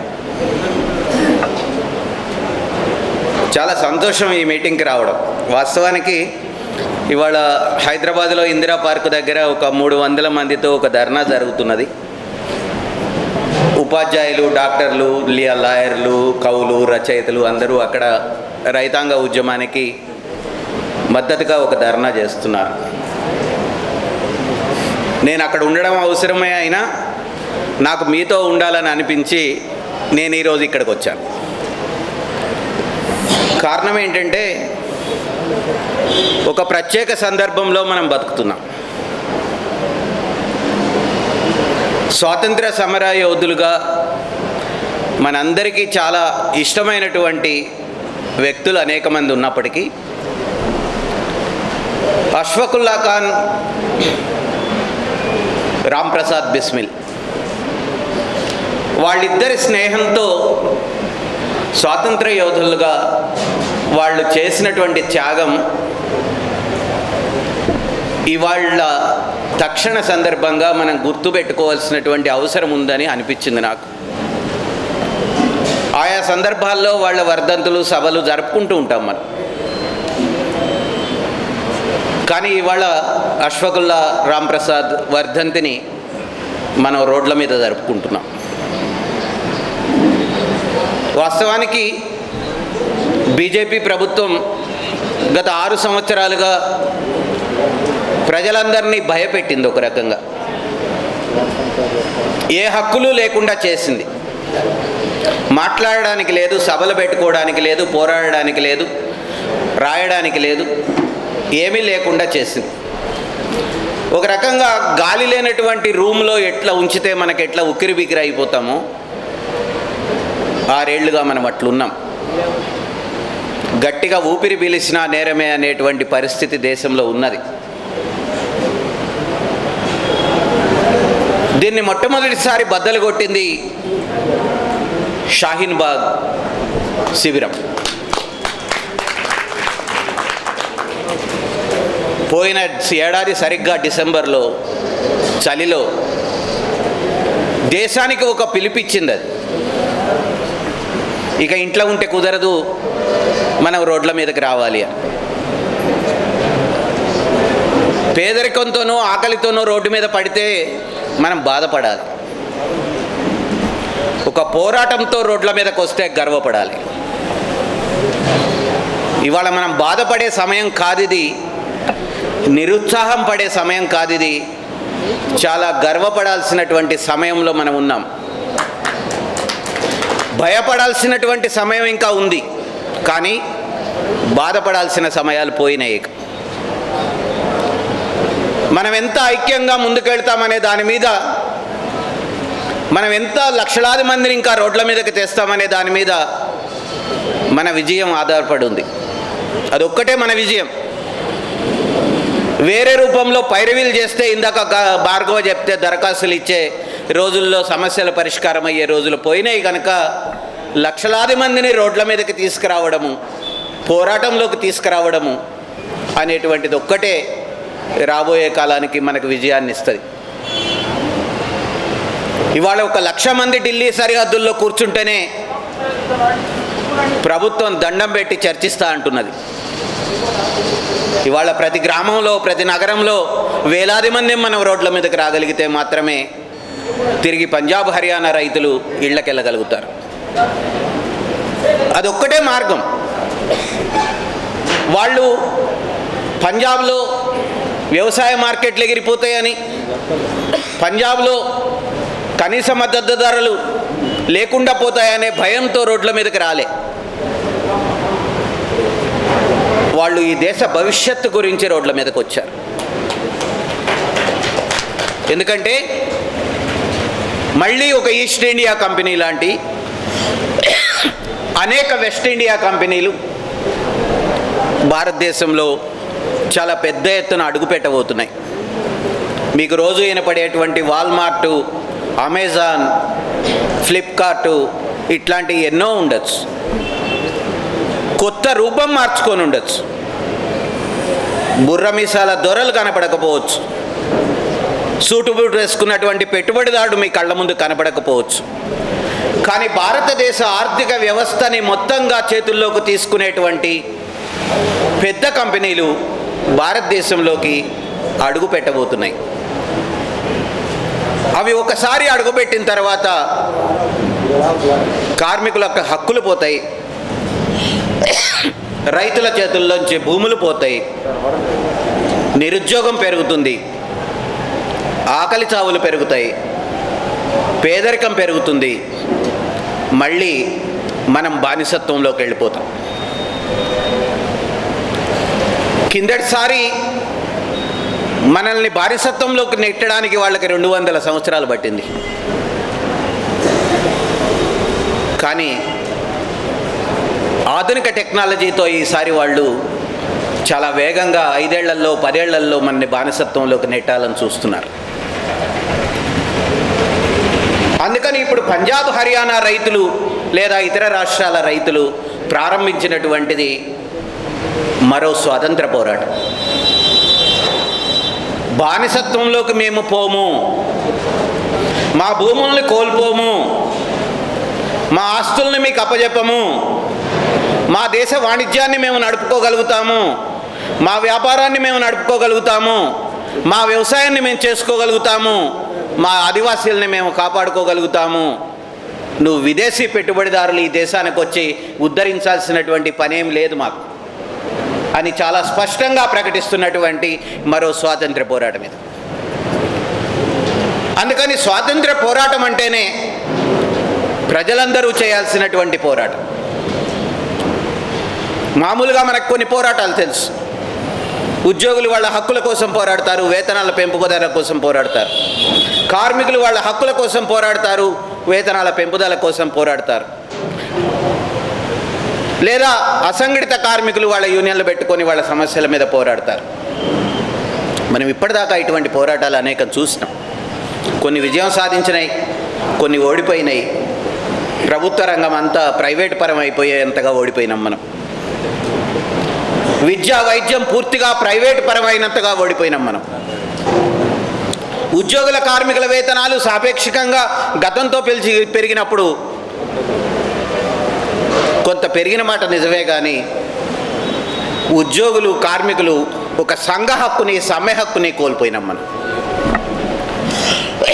అంటే దాని అర్థం ఏమిటి?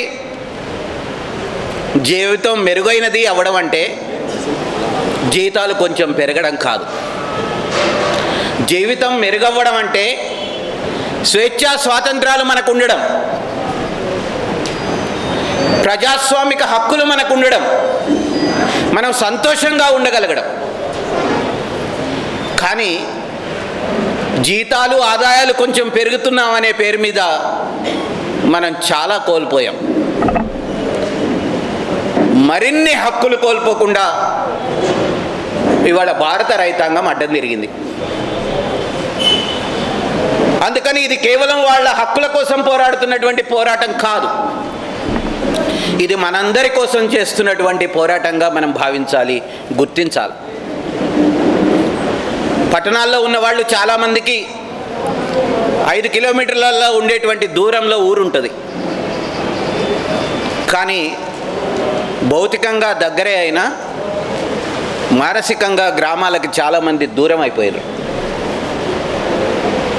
పట్టణంలో ఉన్న వాళ్ళందరూ వినియోగదారులుగా మారిపోయారు. ఉత్పత్తితోని సంబంధం తెగిపోయింది, ఉత్పత్తి చేసే రైతులతోని సంబంధం తెగిపోయింది. చదువుకున్న వాళ్ళు ఊర్లో వెళ్ళినా, ఉద్యోగులుగా ఊర్లోకి వెళ్ళినా వాళ్ళ పని స్థలం వరకు వెళ్ళి వెనక్కొచ్చేటువంటి ధోరణికి చాలా కాలమైంది మనం గురై. పని స్థలానికి బయట గ్రామంలో ఏం జరుగుతుంది అనేటువంటి పట్టించుకునేటువంటి కాలం చాలా కాలం నాడే పోయింది. ఎవ్వరు బాధపడదు.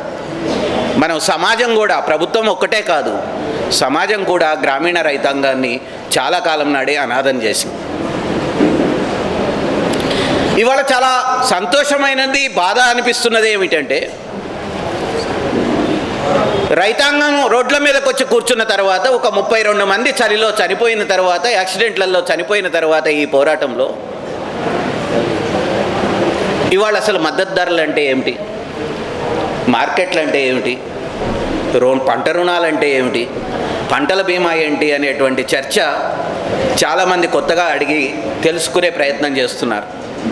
అదొక సంతోషం. అసలు గ్రామాల్లో రైతుల గురించి, వాళ్ళ డిమాండ్ల గురించి కనీసం చర్చలోకి మళ్ళీ రావడం అనేటువంటిది చాలా సంతోషం అనిపిస్తున్నది. కానీ ఈ చర్చ కేవలం తెలుసుకోవడానికి మాత్రమే పరిమితం అయితే మన రోడ్ల మీదకి రాం.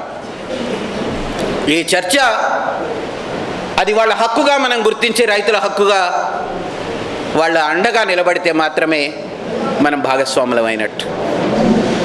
అందుకని పోతున్నటువంటి హక్కులేంటి రైతాంగానికి, పోతున్నటువంటి హక్కులేంటి వినియోగదారులకి అనేది తెలుసుకోవడానికి వాస్తవానికి నేను ఒక 10 నిమిషాలు మాట్లాడతాను. ఆకలయ్యే సమయానికి మనందరికీ అన్నం పెట్టే రైతుల గురించి మాట్లాడినా మనందరి దృష్టి ఆకలి మీదనే, అన్నం మీదనే ఉంటుంది. అందుకని నేను ఎక్కువ టైం తీసుకోను. నేను చాలా కొద్ది సమయంలో కేంద్ర ప్రభుత్వం తెచ్చినటువంటి ఈ చట్టాల గురించి మీకు చెప్పే ప్రయత్నం చేస్తాను. పేపర్లలో చదువుతున్నారు, టీవీల్లో వింటున్నారు, కానీ ఎక్కడో ఒక గందరగోళం ఉన్నది. అంతా బాగానే అర్థమైనట్టు అనిపిస్తున్నది, ఎక్కడో ఏదో తేడా కొడుతున్నది. జయప్రకాష్ నారాయణ లాంటి వాళ్ళు, జేడి లక్ష్మీనారాయణ లాంటి వాళ్ళు అప్పుడప్పుడు టీవీల్లోకి వచ్చేటువంటి మాటలు చదువుకున్న వాళ్ళని కొంచెం మళ్ళీ గందరగోళంలో పడేస్తున్నాయి. ఏమో మనమే తప్పేమో, రైతులే ఎక్కువ అడుగుతున్నారేమో, అనవసరంగా ఎక్కువ చేస్తున్నారేమో, ప్రభుత్వం మంచిగానే చేసిందేమో అనేటువంటి అనుమానాలు కూడా చదువుకున్న వాళ్ళల్లో, పట్టణాల్లో ఉన్న వాళ్ళల్లో కొంతమందిలో ఉన్నాయి. వాస్తవాలు తెలుసుకుంటే మాత్రమే మనం ఆ స్పష్టతలోకి వస్తాం, గందరగోళం నుంచి బయటపడతాం. ఎప్పుడైతే గందరగోళంలో నుంచి బయటపడతామో అప్పుడు మాత్రమే మనం పోరాటంలో భాగం పంచుకుంటాం. అందుకని కూడా మనం వినాల్సినటువంటి అవసరం.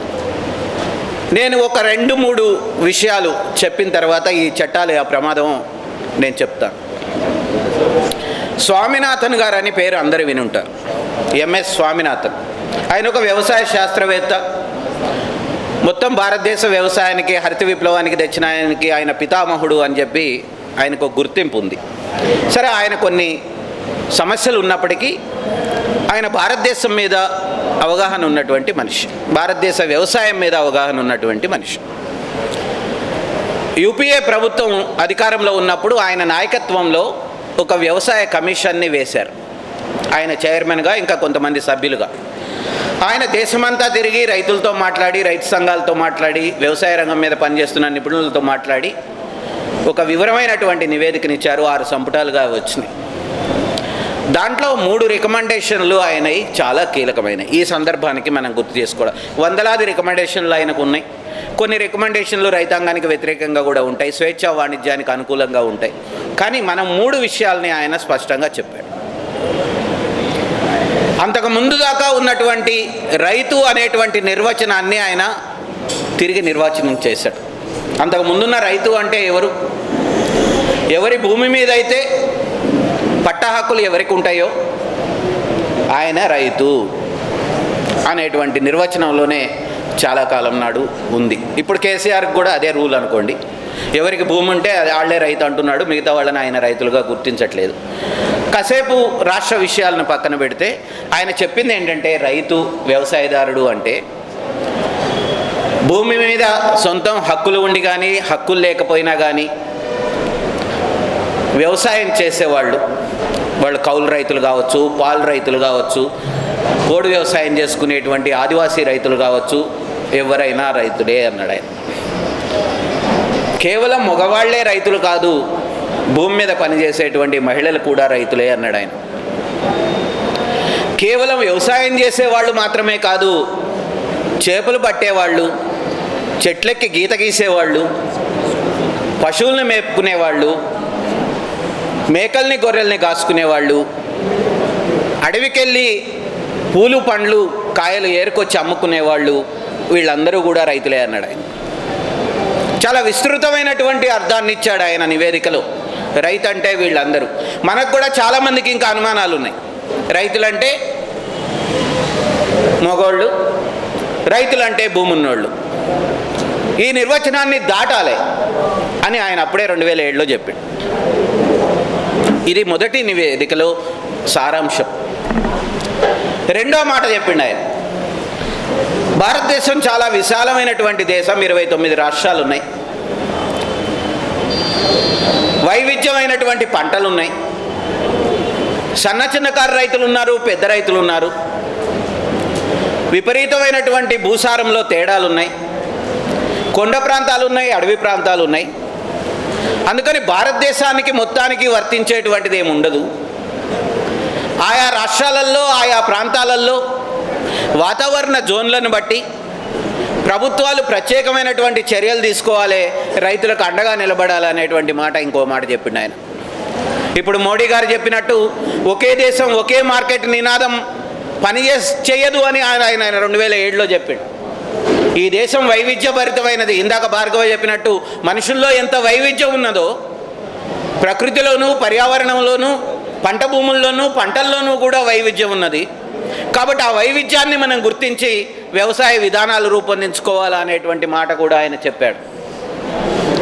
మూడో మాట ఏం చెప్పాడంటే, చాలా కాలంగా మద్దతు ధరలు ఉన్నాయి, 20 ఏళ్ళుగా. కానీ మద్దతు ధరలు అందుతలేవు. వ్యాపారులు చాలా తక్కువ ధరలకి ఊర్లలోకి వెళ్ళి పంటలు కొంటున్నారు. గుడ్లు కానీ, చికెన్ కానీ, మాంసం కానీ, పూలు కానీ, పండ్లు కానీ, కూరగాయలు కానీ, ఏదైనా కానీ చాలా తక్కువ ధరలకు వ్యాపారులు కొనుక్కొచ్చుకుంటున్నారు. రైతులకు రేట్లు రావట్లే. ఆయన అన్నది ఏంటంటే, ఇంకో మాట, ప్రతి రైతు ఏ మారుమూలు ఉన్న గ్రామంలో ఉన్నా సరే 1 గంట ప్రయాణం చేస్తే బండి మీద, బండి అంటే బైక్ కాదు, ఎడ్ల బండి మీద 1 గంట ప్రయాణం చేస్తే ఆయన మార్కెట్ యార్డుకు చేరుకోవాలి. అంటే ప్రతి 5 కిలోమీటర్ల పరిధిలో ఒక మార్కెట్ యార్డు ఉండాలి. ఇది ఆయన చేసినటువంటి ముఖ్యమైనటువంటి సిఫారసు. ప్రతి 5 కిలోమీటర్లకి. దాని ప్రకారం భారతదేశంలో ఆయన ఒక లెక్క చెప్పిండు, 45,000 మార్కెట్ యార్డులు ఉండాలి భారతదేశం అంతా రైతులకు అందుబాటులోకి రావాలంటే అని. ఇప్పుడు 5,000 ఉన్నాయి. మార్కెట్ యార్డులు అందరికీ అందుబాటులోకి రావాలంటే 45,000 ఉండాలి. తెలంగాణలో మొత్తానికి ఇదే లెక్క చేస్తే మనం 1497 మార్కెట్ యార్డులు ఉండాలి. ఇప్పుడు 191 ఉన్నాయి. చాలా తక్కువ ఉన్నాయి. దానివల్ల సగటున చూస్తే ఒక మార్కెట్ యార్డుకి ఇంకో మార్కెట్ యార్డుకి ఉన్నటువంటి దూరం భారతదేశం మొత్తాన్ని లెక్కేస్తే 490 కిలోమీటర్లకు ఒకటి ఉన్నది. ఆయన 5 కిలోమీటర్లకు చెప్పిండు. అంటే మార్కెట్ యార్డులని బాగా పెంచితే తప్ప అక్కడ గిడ్డంగులు ఉంటే తప్ప, అక్కడ డ్రైయింగ్ ఎండబెట్టుకునేటువంటి యార్డులు ఉంటే తప్ప రైతులకి రేట్లు రావు అని ఆయన కుల్లంగా చెప్పాడు. ఇది ఒక రికమెండేషన్ ఆయన. మూడో మాట ఆయన చెప్పింది ఏంటంటే, రైతులు పంటలు పండిస్తున్నారు, మనం ఇచ్చేటువంటి మద్దతు ధరలు వాళ్ళకి సరిపోతలేవు. కాబట్టి మద్దతు ధరలను నిర్ణయించేటప్పుడే మనం చేసే లెక్క వేరేగా చేయాలి. ఆయన దాన్ని ఏమన్నాడంటే, సమగ్రమైనటువంటి ఉత్పత్తి ఖర్చుకి లెక్కబెట్టి 100 రూపాయలు అవుతుంది అనుకుంటే ఆ రైతుకు ఖర్చు ఎకరానికి, ఇంకొక 50% కలిపి, అంటే ఇంకొక 50 రూపాయలు కలిపి మద్దతు ధర లెక్క ఇవ్వాలి అని ఆయన రికమెండేషన్ చేసిండు. ఆయన స్పష్టంగా వాడింది ఏంటంటే cost of production, cost of cultivation అనలే, పంట సాగు చేయడానికి ఖర్చు అనలే, ఉత్పత్తి చేయడానికి అయ్యే ఖర్చును లెక్క పెట్టమని చెప్పిండు. దీనికి దానికి తేడా ఉంది. ఆయన సమగ్రమైన ఉత్పత్తి ఖర్చు అని మనం తెలుగులో అంటాం, మనం దాన్ని కాస్ట్ ఆఫ్ ప్రొడక్షన్ అంటాం, C2 అంటాం, కాస్ట్ ఆఫ్ కల్టివేషన్ C2 అంటాం. దానికి ఇంకొక 50% కలిపి ధర నిర్ణయించాలనేది మూడో రికమెండేషన్ చేశారు. ఈ 3 రికమెండేషన్ల చుట్టూతానే మనం మాట్లాడుతాం. దాని అర్థం ఏమిటి? భారతదేశంలో రైతులందరూ ఏమడుగుతున్నారంటే, గ్రామాలలో ఉన్న వ్యవసాయం చేసే వాళ్ళందరినీ నువ్వు రైతులుగా ముందు గుర్తించు అంటున్నారు. ప్రభుత్వాలు దానికి సిద్ధంగా లేవు. భూమి ఉన్న వాళ్ళని గుర్తిస్తామంటున్నాయి. అసలు సమస్య అది. దానివల్లనే PM కిసాన్ డబ్బులు 6,000 మోడీ గారు వేసినా అది భూమి ఉన్న వాళ్ళకే వెళ్తున్నాయి. దానివల్లనే ఎకరానికి 5,000 రూపాయలు ప్రతి సీజన్లో కేసీఆర్ గారు వేసే డబ్బులు కూడా భూమి ఉన్న వాళ్ళకే వెళ్తున్నాయి. భూమి మీద బతికే వాళ్ళందరికీ సహాయం అందట్లేదు భూమి లేకపోతే. తెలంగాణ రాష్ట్రంలో 50% జనాభాకి గ్రామీణ ప్రాంతంలో సెంటు భూమి కూడా లేదని చెప్పి కూడా ప్రభుత్వమే చెప్పింది. అంటే భూమి లేని వాళ్ళు సగం మంది ఉన్నారు. మరి వాళ్ళందరూ వ్యవసాయం చేస్తున్నారు, వేరే వాళ్ళ భూముల్ని వ్యవసాయం చేస్తున్నారు, కౌలుకు తీసుకొని వ్యవసాయం చేస్తున్నారు, పాలకు తీసుకొని వ్యవసాయం చేస్తున్నారు. వాళ్ళందరినీ కౌలు రైతులు అంటాం. తెలంగాణ రాష్ట్రంలో 15 లక్షల మంది కౌలు రైతులు ఉన్నారు.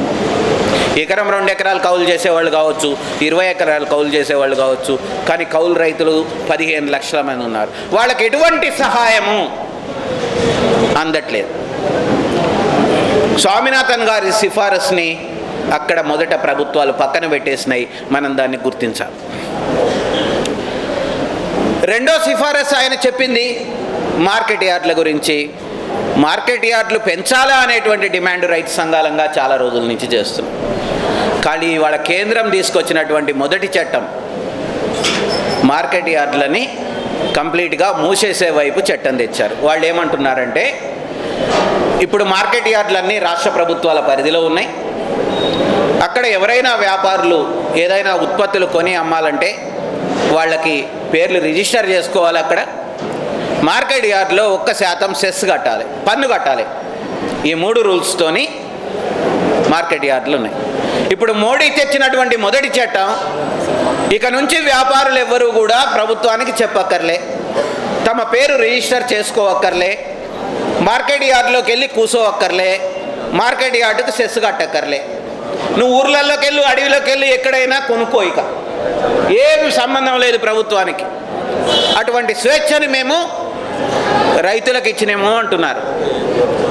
సమస్య అంతా ఏంటంటే, ఇక్కడ మనం అర్థం చేసుకోవాల్సింది, రైతులకు ఈ స్వేచ్ఛ ఎప్పుడైనా ఉంది. మహబూబ్ నగర్ జిల్లా రైతులు మార్కెట్ యార్డులో అమ్ముకోవచ్చు, బయట అమ్ముకోవచ్చు. మార్కెట్ యార్డులోకి వెళ్లకుండా హైదరాబాద్ తీసుకొచ్చి కూడా అమ్ముకోవచ్చు, ఆంధ్రప్రదేశ్ తీసుకెళ్ళి అమ్ముకోవచ్చు, బొంబాయి తీసుకెళ్ళి అమ్ముకోవచ్చు. అటువంటి స్వేచ్ఛ అంతకు ముందు నుంచి కూడా రైతులకు ఉంది. కానీ వ్యాపారులకు ఉండేది కాదు ఆ స్వేచ్ఛ. ఇప్పుడు మోడీ తెచ్చినటువంటి చట్టం ఏం చేసిందంటే, వ్యాపారులకు ఆ స్వేచ్ఛనిచ్చేసింది. వ్యాపారులకి నువ్వు ఎక్కడైనా కొనుక్కో, మాకు చెప్పక్కర్లేదు, నువ్వు ఎక్కడైనా కొనుక్కో, దాచుకో, మాకు చెప్పక్కర్లేదు, నువ్వు ఎక్కడైనా కొనుక్కో, మాకు పన్ను కట్టక్కర్లేదు. దాంతో నేను రాత్రి మర్చిపోయి వచ్చిన నోట్స్, కానీ మీ మార్కెట్ యార్డుకి మహబూబ్ నగర్ వెళ్ళి చూడండి, పోయిన సంవత్సరం కంటే ఈ సంవత్సరం అన్ని పంటలు మార్కెట్ యార్డుకు రావడం తగ్గిపోయింది. మీరు మహబూబ్ నగర్ మార్కెట్ యార్డులో కూడా చూడొచ్చు.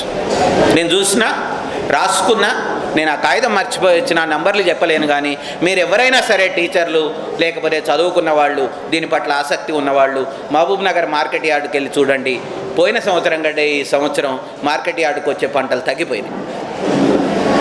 మద్దతు ధర ఎవరికి రావట్లేదు. వడ్లని 1500 రూపాయలకు అమ్ముకుంటున్నారు. జొన్న అస్సలు తక్కువ, 2 క్వింటాల్లో 3 క్వింటాల్లో వచ్చింది మార్కెట్ యార్డుకి. అంటే మార్కెట్ యార్డులు ధ్వంసం అయిపోవడం అనేటువంటిది ఈ సీజన్లోనే ప్రారంభమైంది. ఈ విషయాన్ని కూడా మనం దృష్టిలో పెట్టుకోవాలి. రెండవది, ఆయన తెచ్చినటువంటి ఇంకొక చట్టం కాంట్రాక్ట్ ఫార్మింగ్ చట్టం. కాంట్రాక్ట్ ఫార్మింగ్ చట్టం అంటే మహబూబ్ నగర్ జిల్లా రైతులకి కొత్త కాదు. చాలా సంవత్సరాలుగా మహబూబ్ నగర్ జిల్లాలో కాంట్రాక్ట్ వ్యవసాయం నడుస్తున్నది.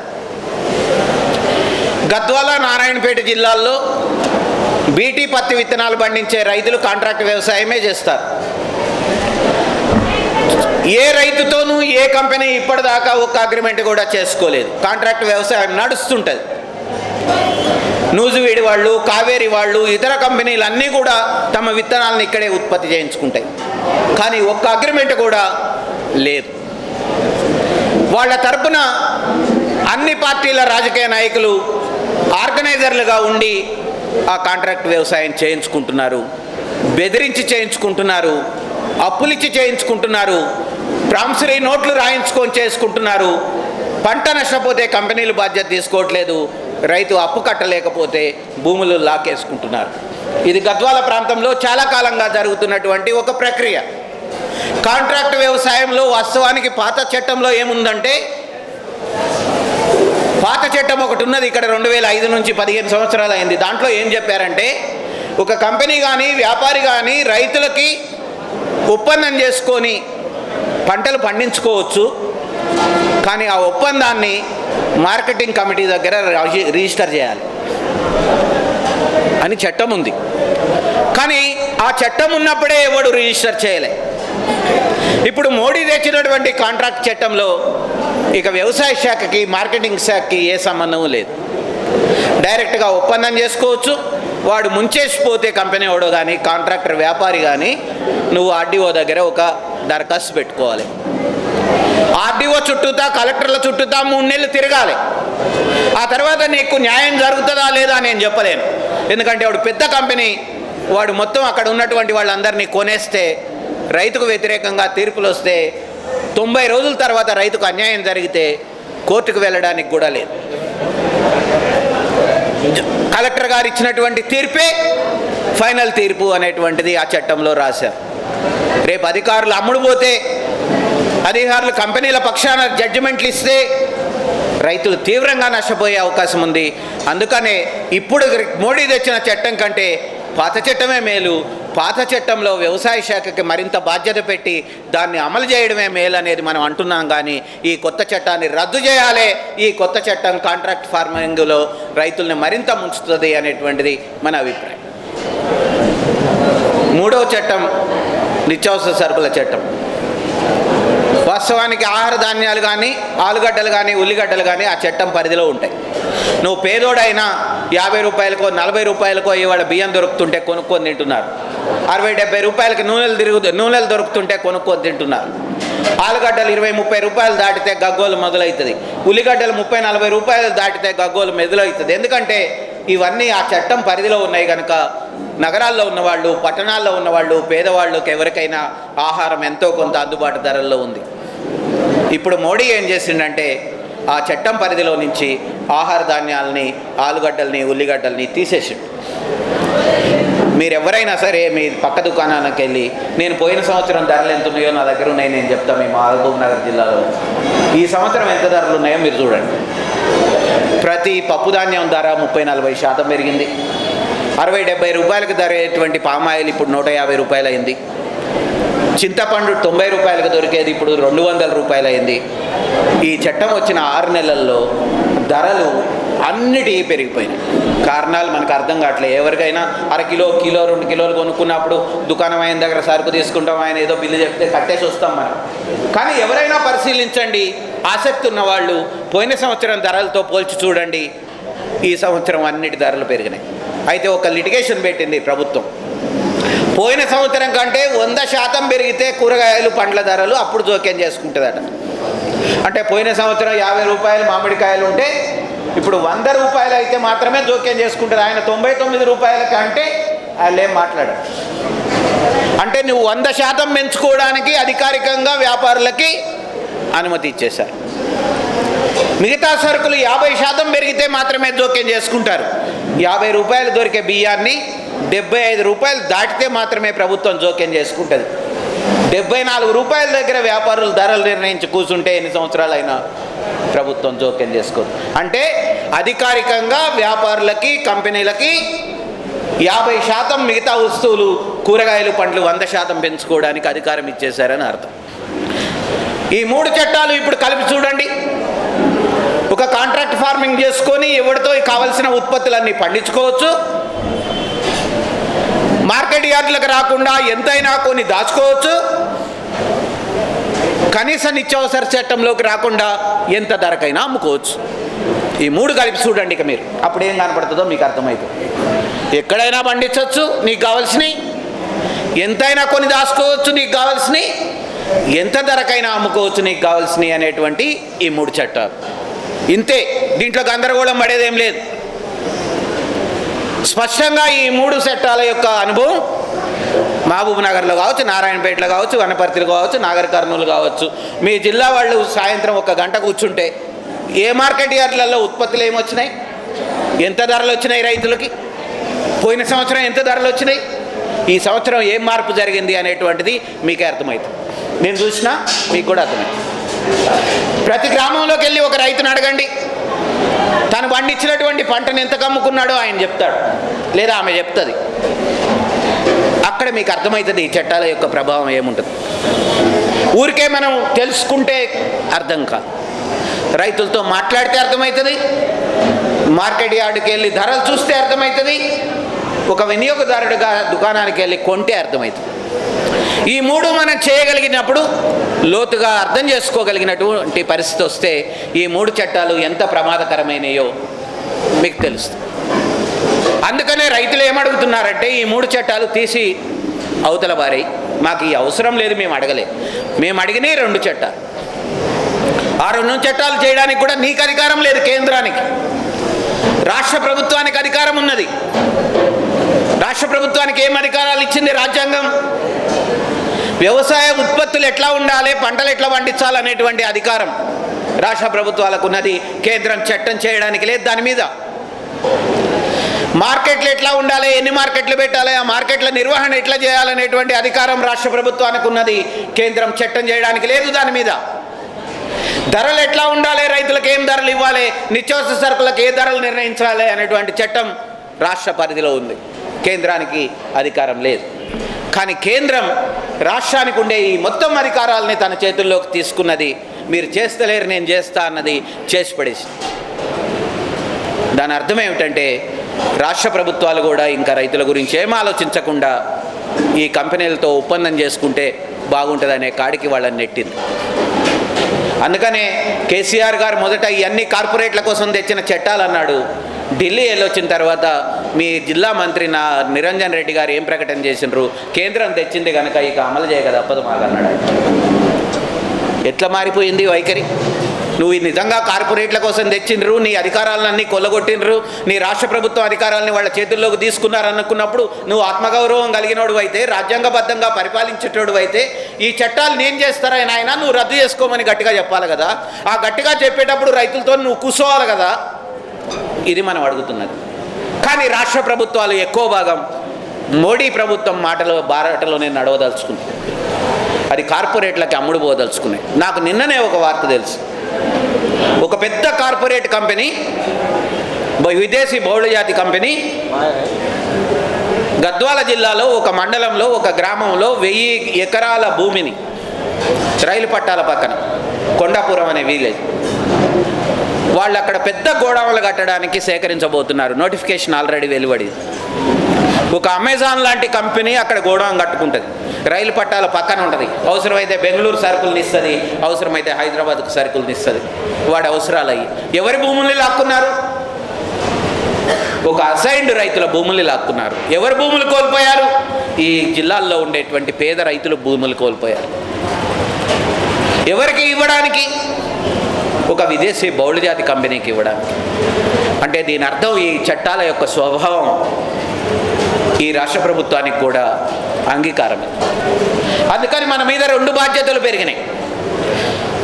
పంజాబ్ హర్యానా లాగానే ఈ చట్టాన్ని నువ్వు రద్దు చేయాలనేటువంటి స్పష్టంగా అడగాల్సిన బాధ్యత మన మీద ఉన్నది. రెండో బాధ్యత కూడా మన మీద ఉందంటే ఈ రాష్ట్ర ప్రభుత్వాన్ని నిలబెట్టి ఈ చట్టాలకు వ్యతిరేకంగా అసెంబ్లీలో తీర్మానం చేయి. ఈ రాష్ట్ర రైతుల ప్రయోజనాల కోసం, వినియోగదారుల ప్రయోజనాల కోసం నువ్వు చట్టాలు చేయమని అడిగే బాధ్యత కూడా మన మీద ఉన్నది. కేవలం ఇది బీజేపీ వ్యతిరేక పోరాటం కాదు. కార్పొరేట్లకు వ్యతిరేకంగా ఎవడు నిలబడినా వాడికి వ్యతిరేకంగా చేయాల్సినటువంటి పోరాటం. అది మీ ఊర్లో ఉన్న ఎమ్మెల్యే నిలబడినా, రాష్ట్రంలో ముఖ్యమంత్రి నిలబడినా, దేశంలో ప్రధానమంత్రి నిలబడినా, కార్పొరేట్లకు వ్యతిరేకంగా వాళ్ళు నిలబడకపోతే, కార్పొరేట్లకు అనుకూలంగా వాళ్ళు వ్యవహరిస్తే మన స్పష్టంగా గీత గీయాలి. మన పోరాటంలోకి వాళ్ళు ప్రజలు రావాలి. ప్రజలు వివిధ సంఘాలుగా చీలిపోయి ఉన్నారు. చదువుకున్న వాళ్ళకి, చదువురాని వాళ్ళకి మధ్య విపరీతమైనటువంటి గ్యాప్ ఉన్నది. ఉద్యోగులకి, కార్మికులకి, రైతాంగానికి మధ్య విపరీతమైనటువంటి గ్యాప్ ఉన్నది. మతాల మధ్య గ్యాప్ ఉన్నది. కులాల మధ్య గ్యాప్ ఉన్నది. కానీ కార్పొరేట్లు, మోడీ ఇవాళ మీరందరూ ఒకటే రానాయన, మీ అందరినీ మేము దోచుకోదలుచుకున్నామని స్పష్టంగా ప్రకటించారు. ఢిల్లీ సాక్షిగా నిర్ణయించుకోవాల్సింది ఇప్పుడు మనమే. ఐక్యమవుతామా? ఒక దగ్గరకు వస్తామా? రామ్ ప్రసాద్ బిస్మిల్, అష్ఫాకుల్లా ఖాన్ చెప్పినట్టు కలిసి పోరాడతామా, లేదా కొట్లాడుకుంటామా మనలో మనం అనేటువంటి నిర్ణయం ఇప్పుడు మనం తీసుకోవాల్సి ఉంది. సంఘాలు ఉండొచ్చు, జెండాలు ఉండొచ్చు, పార్టీలు ఉండొచ్చు, మతాలు ఉండొచ్చు, కులాలు ఉండొచ్చు, ఎవరి ఉనికి వాళ్ళకు ఉండొచ్చు, ఎవరి అస్తిత్వం వాళ్ళకు ఉండొచ్చు. కానీ డిమాండ్ ప్రజల పక్షాన ఉంటే, కలిసి పనిచేయడానికి సిద్ధపడినప్పుడు మాత్రమే ఈ ఉద్యమాన్ని మనం గెలుస్తాం. మనకి ఇంకా శశభిషలు ఉంటే, వీడితో వాడితో కలవడానికి ఇంకా పంచాయతీలు ఉంటే, వాళ్ళ మతానికి మన మధ్యానికి మధ్య చాలా ఏదో అంతులేని గోడ ఉందన్నట్టు మనం భావిస్తే ఈ పోరాటాన్ని మనం ఓడిపోబోతున్నాం. ఈ పోరాటాన్ని మనం గెలుస్తామా, ఓడుతామా అనేటువంటిది ఈ హాల్లో కూర్చున్నటువంటి ప్రతి ఒక్కళ్ళ మీద ఉంది అని నేను అనుకుంటున్నాను. ఎందుకంటే రామ్ ప్రసాద్ బిస్మిల్, అష్ఫాకుల్లా యొక్క పోరాట ప్రతీకగా ఈ హాల్ ఉంది. ఇక్కడ గ్రామస్తులు ఉన్నారు, పట్టణవాసులు ఉన్నారు, ఇక్కడ చదువు చెప్పే టీచర్లు ఉన్నారు, చదువుకుంటున్న విద్యార్థులు ఉన్నారు, ఆడవాళ్ళు ఉన్నారు, మగవాళ్ళు ఉన్నారు. ఇక్కడ అన్ని రకాల సమూహాలు ఉన్నాయి ఈ హాల్లో. ఈ హాలే భారతదేశానికి ప్రతీక. ఈ హాలే మన పోరాటానికి ఉండాల్సినటువంటి చిహ్నానికి ప్రతీక. ఇటువంటి హాల్స్ని మరిన్ని సృష్టించాలి. ప్రతి గ్రామంలో, ప్రతి మండలంలో, ప్రతి తాలూకాలో, ప్రతి జిల్లాలో, ప్రతి రోడ్డు మీద మనం సృష్టించాలి. కరోనా ఉంది, జాగ్రత్తలు తీసుకోవాలి. కానీ మనం ఈ సమయంలో భయపడితే కరోనాకి, ఆ తర్వాత మనం బతికున్న ఉపయోగం లేదు, బానిసత్వంలోకి వెళ్ళబోతున్నాం. మన జాగ్రత్తలు మనం తీసుకుంటూనే బానిసత్వంలోకి వెళ్ళేటువంటి పరిస్థితుల నుంచి పోరాటానికి సిద్ధం కావాలి. ఒక మహబూబ్ నగర్ జిల్లా దానికి ఆదర్శంగా నిలవాలి. మహబూబ్ నగర్ జిల్లాలో ఉండేటువంటి పేదరికం కావచ్చు, కరువు కావచ్చు, రైతులు కావచ్చు, సంఖ్యరీత్యా చాలా పెద్దది. సమస్యలు తీవ్రంగా ఉన్నాయి ఇక్కడ. ఈ 5 జిల్లాలుగా విడిపోయి ఉండొచ్చు మనం, కానీ 5 జిల్లాల మధ్య కూడా ఒక సమన్వయాన్ని సాధించి ఉమ్మడి మహబూబ్ నగర్ జిల్లాలో ఒక బలమైనటువంటి ఉద్యమాన్ని నిర్మించడానికి ఇవాల్టి మొదటి మీటింగుగా దీన్ని భావించాలని, ఇటువంటి మరిన్ని సమావేశాల ద్వారా ప్రజల్లోకి ఈ విషయాల్ని తీసుకువెళ్ళాలని కోరుతూ నాకు ఈ అవకాశం ఇచ్చినందుకు మీకు ధన్యవాదాలు తెలియజేస్తూ ముగిస్తున్నాను. आज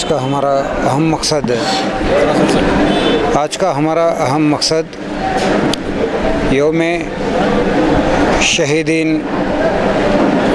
जंग आज़ादी, मुजाहिदीन की जंग आज़ादी को खिराद अक़ीदत पेश करना असल हमारा मकसद है। तारीख़ को जो सेंट्रल गवर्नमेंट पूरी तरीके से तारीख़ को बदलने की कोशिश और तालीमी निसाब में बदलाव लाना और फ़िरक़ा परस्ती को आम करना जैसा एक गंदा माहौल मुल्क में पैदा करके फ़िरक़ा परस्ती का माहौल पैदा करके एक डर के साए में जीने का माहौल इस हिंदुस्तान में बन रहा है। लिहाजा आज हम फिर से ये तारीख़ को हमारी नस्लों तक तारीख़ को पहुँचाना, वो लोगों को तारीख़ से वाकिफ़ करवाना और इस मुल्क के मुस्तक़बिल और अमन के लिए जद्दोजहद करना, ये असल हमारा मकसद है। इसी मकसद के तहत आज तमाम ऑर्गेनाइजेशंस जुड़े हुए हैं और ये तमाम ऑर्गेनाइजेशंस के साथ आज ये एक हिंदू मुस्लिम का संगम की तरह दिख रहा है इसमें। और ये जो मकसद है हमारा, ये मकसद को बुनियादी तौर पे हम आज एक विलेज गांव से लेकर शहर तक पूरी तरीके से इसको ऐसा एक मोहब्बत, खुलूस और प्यार, मोहब्बत और अमन का पैगाम पहुंचाने के लिए हमारे पास एक बहुत बड़ा एक जद्दोजहद करने का प्रोग्राम अमल में लाने की हम कोशिश करेंगे। నిన్న డిసెంబర్ 19 అష్ఫాకుల్లా ఖాన్ రామ్ ప్రసాద్ బిస్మిల్ అమరత్వం పొందిన రోజు 93వ వర్ధంతి సందర్భంగా ఇవాళ ఈ సమావేశాన్ని ఏర్పాటు చేసుకున్నాము। ఈ సమావేశంలో భారత స్వతంత్రోద్యమ అమరవీరుల యాదిలో వర్తమాన భారతదేశంలో మతోన్మాదం కాదు మానవత్వం విలసిల్లాలని చెప్పి కార్మిక, రైతు, ప్రజా వ్యతిరేక విధానాలకు వ్యతిరేకంగా ఉద్యమాలు నిర్వహించాలని చెప్పి తీర్మానం చేస్తూ ఈ సమావేశం జరిగింది। ఈ తీర్మానాల కొనసాగింపుగా భవిష్యత్ కార్యాచరణ రూపొందించుకుంటామని తెలియజేస్తూ ముగిస్తాం। దేశవ్యాప్తంగా రైతులు రోడ్ల మీదకి వచ్చి కేంద్రం తీసుకొచ్చిన 3 చట్టాలకు వ్యతిరేకంగా పోరాడుతూ ఉన్నారు। దాంట్లో భాగంగా ఇవాళ ఒక ప్రత్యేక సమావేశాన్ని మహబూబ్ నగర్ జిల్లాలో కూడా ఏర్పాటు చేశాం।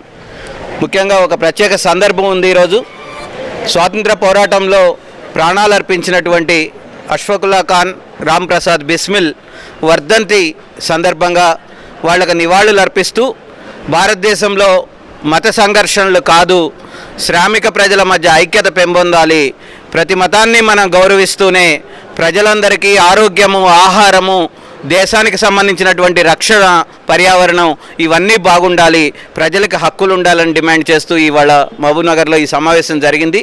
ముఖ్యంగా కేంద్ర ప్రభుత్వాన్ని మేము స్పష్టంగా డిమాండ్ చేసింది ఈ సమావేశం ఏంటంటే, కేంద్రం ఏదైతే ఎవరితోనూ చర్చించకుండా, రాజకీయ పార్టీలతో కానీ, రైతు సంఘాలతో కానీ, రైతులతో కానీ చర్చించకుండా 3 చట్టాలని తీసుకొచ్చిందో దాన్ని ఖచ్చితంగా వెనక్కి తీసుకోవాలనేటువంటిది ఈ సమావేశం డిమాండ్ చేసింది। అదేవిధంగా రైతుల పంటలకు మద్దతు ధరలు ఏవైతే ప్రతి సంవత్సరం ప్రకటిస్తున్నారో దానికి చట్టబద్ధత కల్పించాలి। వ్యాపారులు కొన్నా, కంపెనీలు కొన్నా, ప్రభుత్వం కొన్నా ఆ ధరలతోనే ఖచ్చితంగా కొనాలనేటువంటి చట్టాన్ని కూడా పార్లమెంట్ చేయాలనేటువంటిది, దానికి అనుగుణంగా రాష్ట్రాలు కూడా చేయాలనేటువంటిది కూడా ఈ సమావేశం డిమాండ్ చేసింది। పంజాబ్, హర్యానా రైతులు ఢిల్లీ సరిహద్దుల్లో కూర్చొని వాళ్ళు ఏదైతే ఈ ఉద్యమాన్ని ప్రారంభించిందో దాంట్లో భాగంగా 32 మంది రైతులు వాళ్ళకి చనిపోయారు। వాళ్ళందరికీ కూడా ఈ సమావేశం జోహార్లు చెప్పింది, శ్రద్ధాంజలి ఘటించింది। అటువంటి పోరాటాన్ని ముందుకు తీసుకుపోవడానికి తెలంగాణ, ఆంధ్రప్రదేశ్ రాష్ట్రాలలో ఉండేటువంటి అన్ని జిల్లాల్లో కూడా రైతాంగంతో ఈ సమావేశాలు జరుగుతున్నాయి। అన్ని జిల్లాల్లో కార్యక్రమాలు జరుగుతున్నాయి, హైదరాబాద్లో కూడా జరుగుతున్నాయి। ఈ ఉద్యమాన్ని మరింత పెద్దగా చేయాలనేటువంటిది మేము రైతు సంఘాలంగా భావిస్తున్నాం। ఇక్కడ ఉండేటువంటి ముస్లిం మైనారిటీ సంస్థలు కావచ్చు, ప్రజా సంఘాలు కావచ్చు, మహిళా సంఘాలు కావచ్చు, హక్కుల సంఘాలు కావచ్చు, రైతు సంఘాలు అన్నీ కలిసి ఈ కార్యక్రమాన్ని నిర్వహించాము। దీనికి పెద్ద ఎత్తున గ్రామాల నుంచి కూడా తరలి వచ్చారు, వాళ్ళందరికీ కూడా అభినందనలు చెప్తున్నాము। ఈ ఉద్యమంలో ముందుకు తీసుకుపోతాం। ఈ కేంద్ర ప్రభుత్వం ఈ 3 చట్టాలని రద్దు చేసే వరకు కూడా మేము పోరాడతాము అనేటువంటిది మీకు తెలియజేస్తాం। शहीद अशफाकुल्ला खान और राम प्रसाद बिस्मिल मेमोरियल समिति की जानिब से आज यहाँ MS फंक्शन हॉल महबूब नगर में एक यादगारी जलसे का इनेकाद अमल में लाया गया, जिसमें आज शहीद अशफाकुल्ला खान और राम प्रसाद बिस्मिल की कुर्बानियों को याद करते हुए उस वक्त जंग आज़ादी में मुसलमानों के रोल के मुतालिक भी बात कही गई। और आज जिस तरीके से मोदी हुकूमत मुखालिफ अवाम, मुखालिफ किसान अपनी पॉलिसी पर अमल पर रहा है, उसके खिलाफ मुत्तहिद होकर राम प्रसाद बिस्मिल और अशफाकुल्ला खान शहीद जिस तरह से मुत्तहिद होकर अंग्रेज़ों के खिलाफ जंग लड़े थे, उसी तरह आज इन्हें भी, आज हम सबको मुत्तहिद होकर इस हुकूमत के पॉलिसियों के खिलाफ जद्दोजहद करने की ज़रूरत पर जोर दिया गया। आज के इस प्रोग्राम में सारे रियासत तेलंगाना और आंध्रा से कई एक दानिशवर हज़रात ने शिरकत की। इसके अलावा इसके महबूब नगर के मुख्तलिफ सियासी और समाजी शोबे से ताल्लुक़ रखने वाले कायदीन ने भी शिरकत की। बहशत मजमूई आज का जलसा कामयाब रहा और आज हनीफ अहमद सदर समिति ने, जिन्होंने आज जलसे की सदारत की, उन्होंने कहा कि मुल्क की फ़िरक़ावारियत को दूर करें, मुल्क में चल रही फ़िरक़ावारी को दूर करने के लिए फ़िरक़ावाराना इत्तेहाद के क़याम के लिए फिर इस तरह के मज़ीद जलसों का इनेकाद अमल में लाया जाएगा और रियासत के मुख्तलिफ़ इलाक़ों में घूम फिर कर कौमी इत्तेहाद, कौमी एकजहती के लिए कोशिश की जाएगी। वीडियो जर्नलिस्ट अब्दुल तौहीद के साथ मैं Mohammad Taqi Hussain, City India News, हक़ की आवाज़। नाज़रीन, आपको हमारी न्यूज़ और एंटरटेनमेंट प्रोग्राम पसंद आते हो तो हमसे जुड़े रहने के लिए यूट्यूब पर सब्सक्राइब करें, फेसबुक पर फॉलो करें और इंस्टाग्राम पर फॉलो करें और आप देखते रहिए सिटी इंडिया न्यूज़, हक़ की आवाज़।